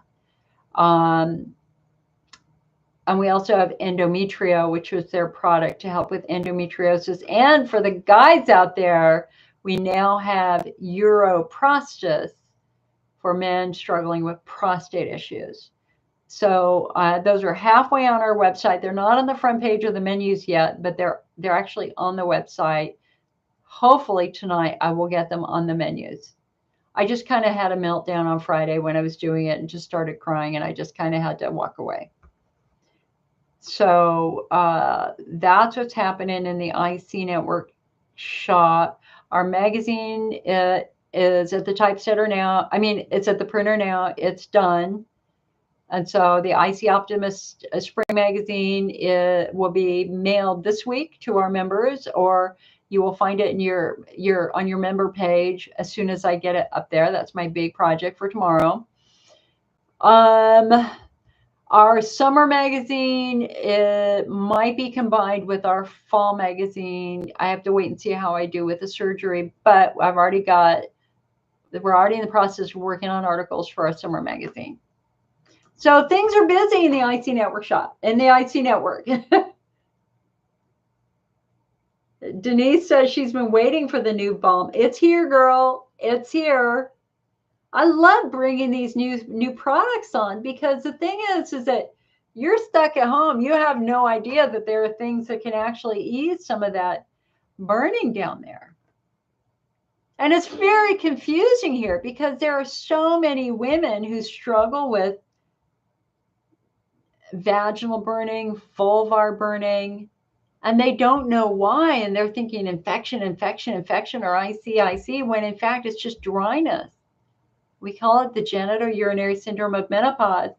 And so what we've got to do is get that skin moist again, but that's not with water. It has to be what we call hydrophobic. The purpose of mucus is to push urine away. It's to push things away from your skin. And so your normal mucus is hydrophobic. It doesn't like water. It pushes water away. In contrast, hydrophilic means it loves water, it pushes water into it. But mucus is the other way. We push it away.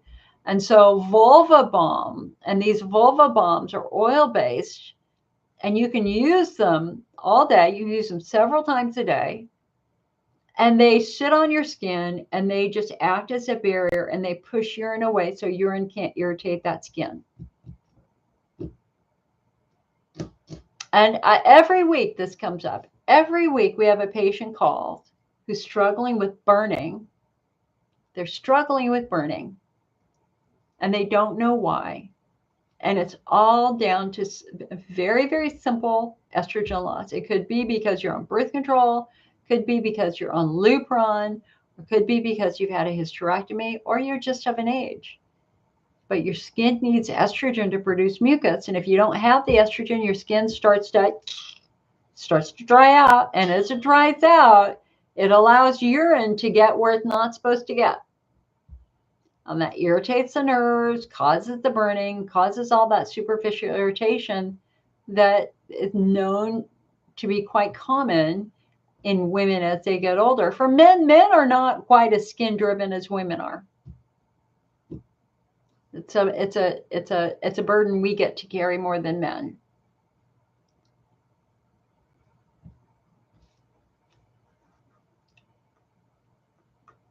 All right. Any questions on IC? Any more questions on IC? Give it to me, my friends. Give it to me. Y'all are being very, very quiet. And there's plenty of you here. But it's a beautiful Sunday, and if we want to get outside, we can go do that too.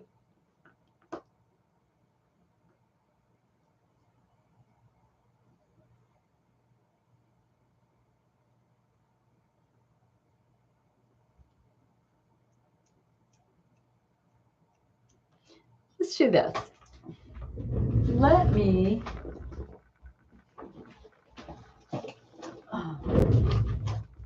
we're at an hour right now.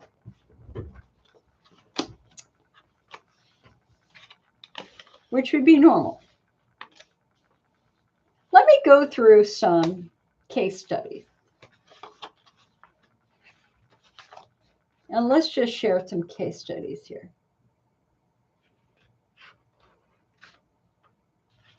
So as we struggle with muscle issues and pelvic wide issues, neuromuscular issues, we have to understand that there are a lot of potential contributors to this.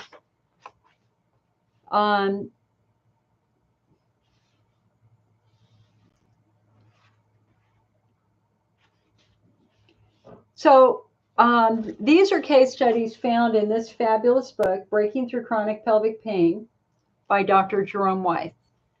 So let's just go through. And you know what? My microphone stand broke just before I started this.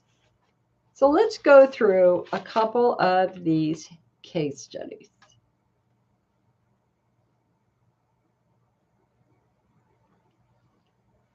So the first one,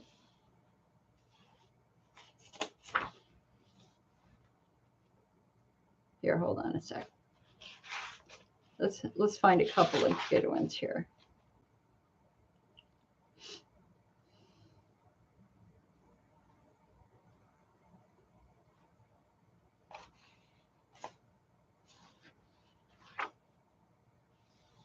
Okay.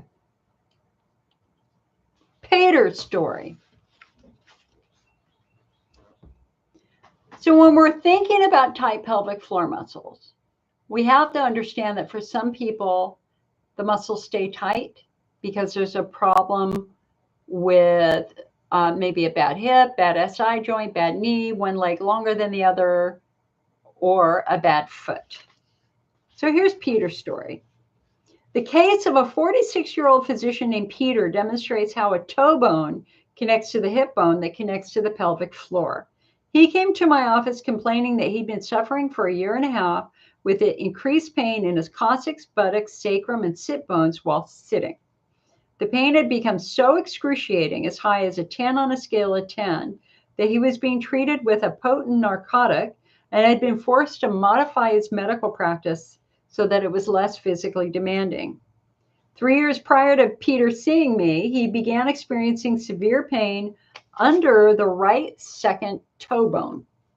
Though he wore a pad under the toe with some relief, his podiatrist said it wasn't the answer and concluded the pain was caused by a short Achilles tendon.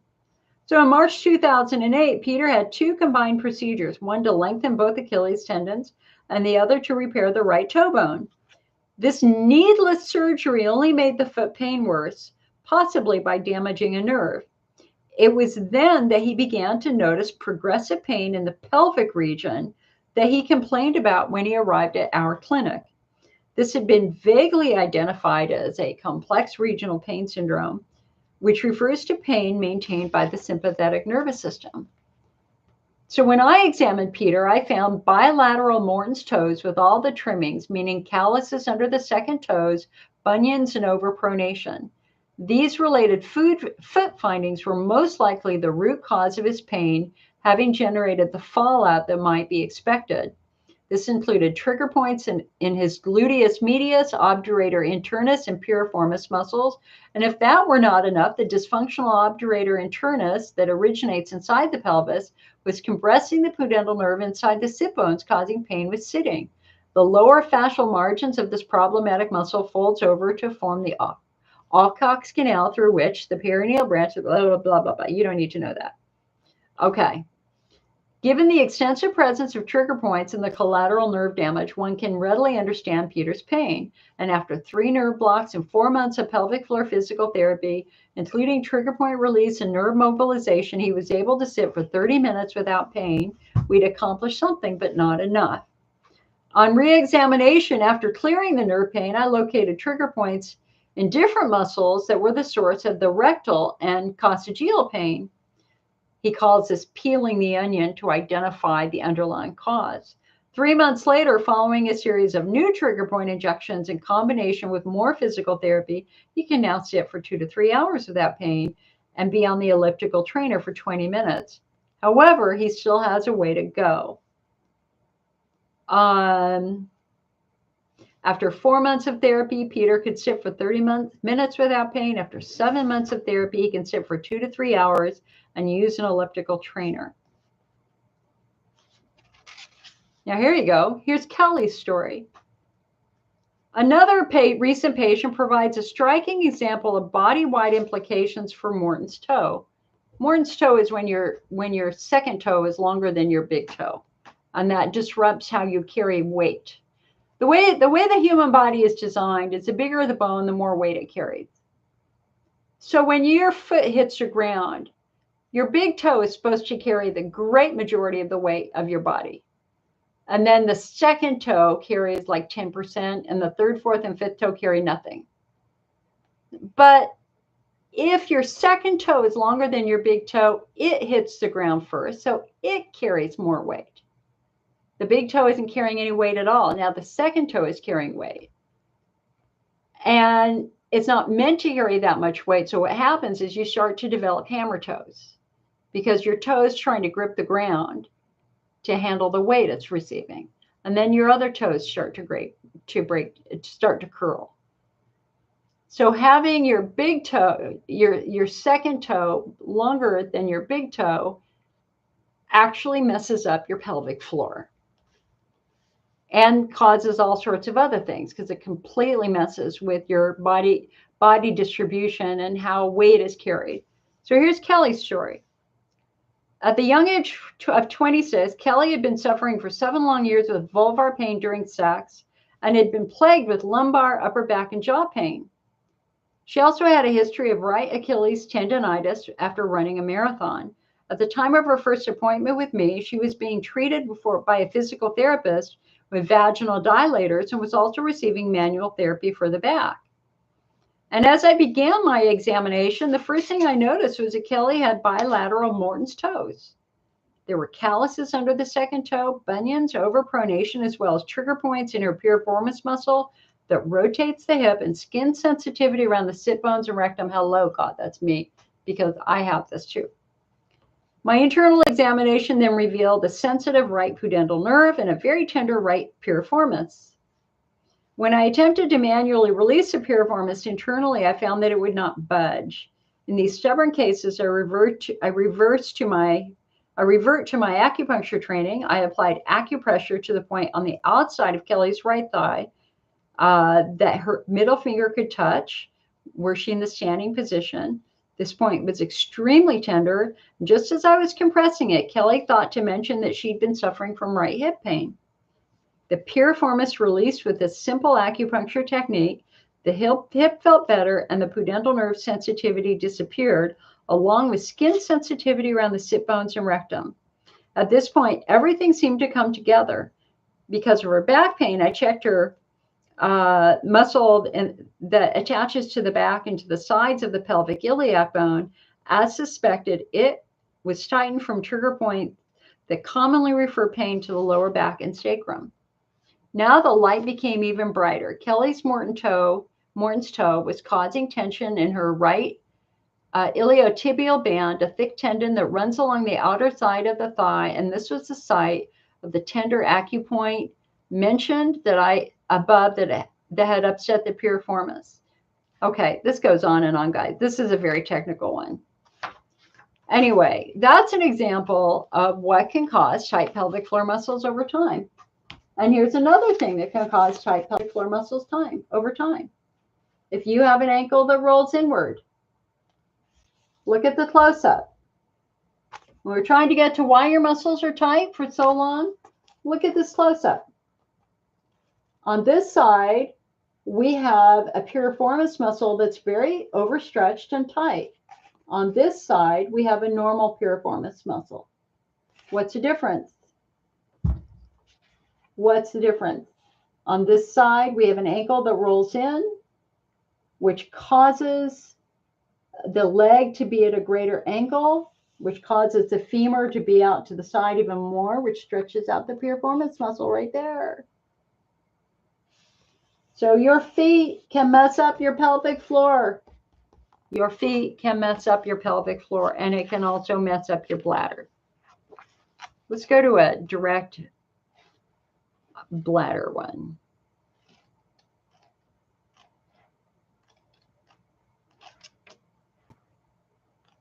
Urinary problems.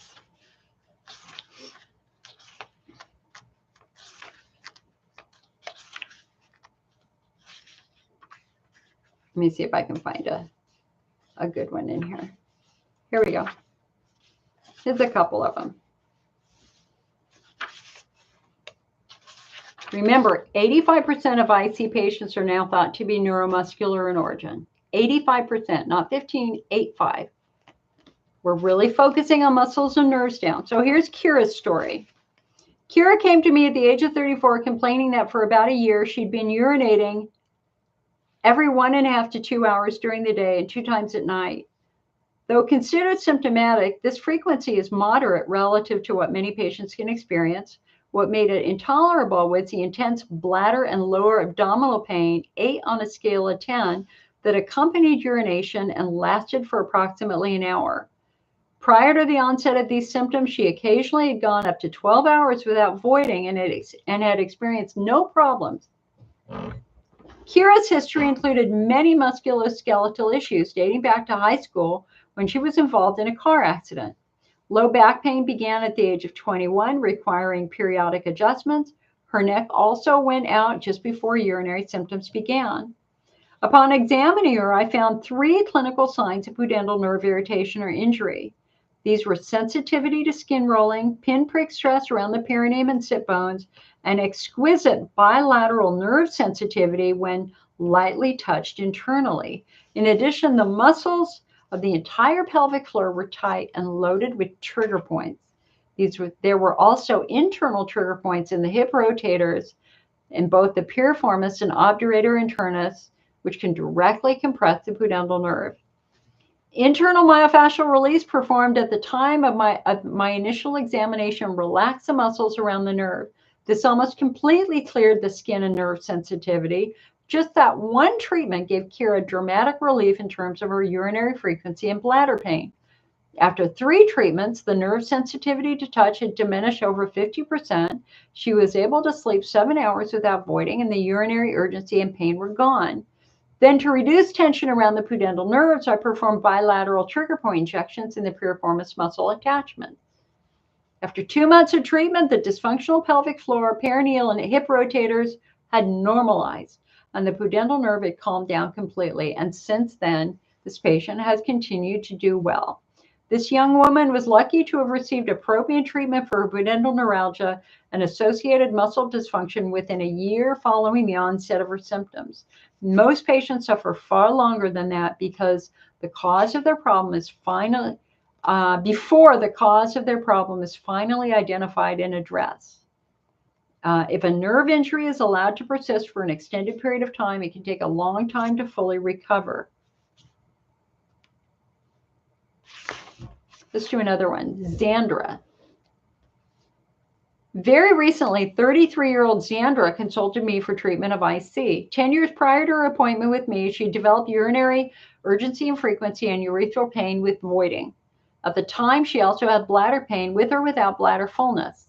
And periodically, she would get the urge to void, but had difficulty doing so and felt like she just couldn't completely empty her bladder. Given these symptoms, I was not surprised to hear that she recalled having voiding difficulty as a child. Antibiotics were prescribed for Xandra, even though infections were not found. And eventually, she saw a urologist who performed a cystoscopy and the installation of potassium chloride into her bladder. Both of these tests were consistent with, quote, interstitial cystitis. The prescribed treatment was dilation of the urethra under local anesthetic, which was extremely painful and caused severe flares. Other therapies, including Elmeron, Vesicare, amitriptyline, hydroxyzine, 60 MSOs, and finally rescue installations every 6 months. She did that for 7 years. The installation of the medications into the bladder. Okay, well, hold on. Okay. The last of these treatments, which had given Xandra varying periods of relief, was performed approximately one year prior to my evaluation. She told me that the catheterizations had been unbearably painful, that they had given her bladder infections, and that her bladder had become so irritated she was having difficulty holding the solutions in as required. In short, quote, the cure had become as debilitating as a problem that it was intended, yet failed to eliminate. Thank you, Beth. However, over the years, there had been some improvement. When Xandra first developed her symptoms, she was voiding small volumes every 15 minutes. But with the above treatments, the frequency had dropped to every 45 to 60 minutes. She rated her current pain as being a consistent 4 to 5 on a scale of 10, but that occasionally would reach an 8 or 9. Nonetheless, she has taken no pain medicine. On further questions, Xandra mentioned having pain in the sit bone area. Pain was sitting for as long as she could remember. She referred to the tailbone and back of her thighs as well. She never told anybody about this because she thought it had to do with the way she sat and was unrelated to her urinary complaints. She also reported a past history of bilateral Achilles tendonitis and indicated that she was presently dealing with low back and neck pain. My external examination revealed extreme sensitivity over the sit bones and perineum. I also noted bilateral Morton's toes, many trigger points in both hip rotators at their attachments to the hip, trigger points in the quadratus lumborum muscles that help stabilize the pelvic floor, and trigger points in the lower rectus abdominis muscles and their attachment to the pubis. Internally, Zandra had exquisitely tender pudendal nerves with trigger points in both piriformis muscles and left urinary sphincter muscle. The findings I have just enumerated all seem to fit the picture of pudendal nerve entrapment as a core problem, not interstitial cystitis. After I performed internal myofascial release to relax the pelvic floor, Zandra experienced temporary relief. However, the pudendal nerves were still very tender. I then performed bilateral nerve blocks. And here it is important to note that she had more pain in the left buttock with sitting, and the left nerve was more painful of the two. It's also important to emphasize that the pudendal nerve blocks with anesthetic and cortisone are both diagnostic and therapeutic. That is why I performed them at the time of intake. And anyway, after that, her pain with sitting and all of her urinary symptoms, including her bladder and urethral pain, disappeared for 9 hours. At that point, urinary frequency turned, but there was no bladder or urethral pain until the following day. And so that all pointed to pudendal nerve damage. And this is what she ended up doing to get better. She did internal and external myofascial relief. She did extensive physical therapy, the correction of Morton's toes, more nerve blocks, the injection of trigger points to work on those, and stress reduction therapy to try to keep those muscles more relaxed. Over time, Zandra's improvement was dramatic. So anyway, the moral of the story here for those case studies is that IC is not a bladder disease in the great majority of us. It's not, and that's what our new guidelines say. It's rare that we find bladder disease. The only patients with active bladder disease are patients with Hunner's lesion or patients with a UTI. For the rest of us, and there's often a neuromuscular cause for all of this. And that's where it gets complex. That neuromuscular cause can be one leg longer than the other. It can be previous injury. It could have been a broken tailbone that's now out of position. It could be an ankle that rolls in, an ankle that rolls out. It could be a bad knee, a bad hip. It could be lots of sorts of different things. The blessing here is that it's not a disease. It's not a bladder disease. And what have we learned? Bladder therapies don't work for the great majority of us. Why? Because bladder therapies do not fix underlying muscle problems. And this is why we always want to go to a muscle specialist to get your pelvic floor assessed to see if your pelvic floor is messed up. Because if your pelvic floor is messed up, that's where we need to spend our time and money, working on trying to restore good, normal muscle tone. I hope that makes sense. I know that those were kind of funky, but it is what it is. This book, Breaking Through Chronic Pelvic Pain, is my favorite book by far. Favorite book by far. Breaking Through Chronic Pelvic Pain by Dr. Jerome Weiss. I mean, I think my book, IC 101, is pretty damn good. But for anybody with a history of muscle issues, Breaking Through Chronic Pelvic Pain is the book to have, my friends. And it's available on the IC Network $6 cheaper than on Amazon because I have a special friendship with the doctor who wrote it. So anyway, well, listen, last call for questions. Last call for questions. We've been here for about 2 hours now. Because if y'all are done, I'm going to go to the nursery. I'm going to change my clothes and going over to the nursery and buy more flowers.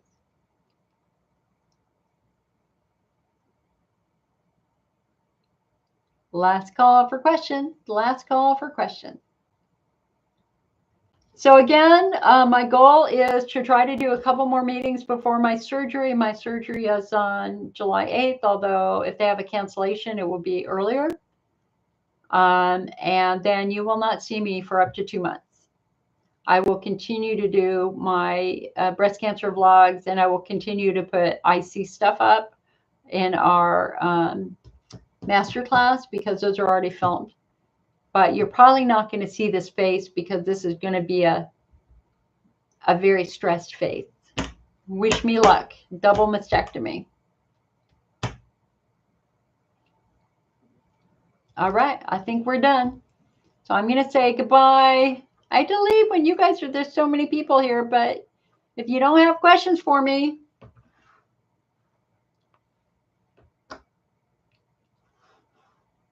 all right, I'm going to say goodbye to YouTube. I'll see you guys later. Be well. Have a good week. All right.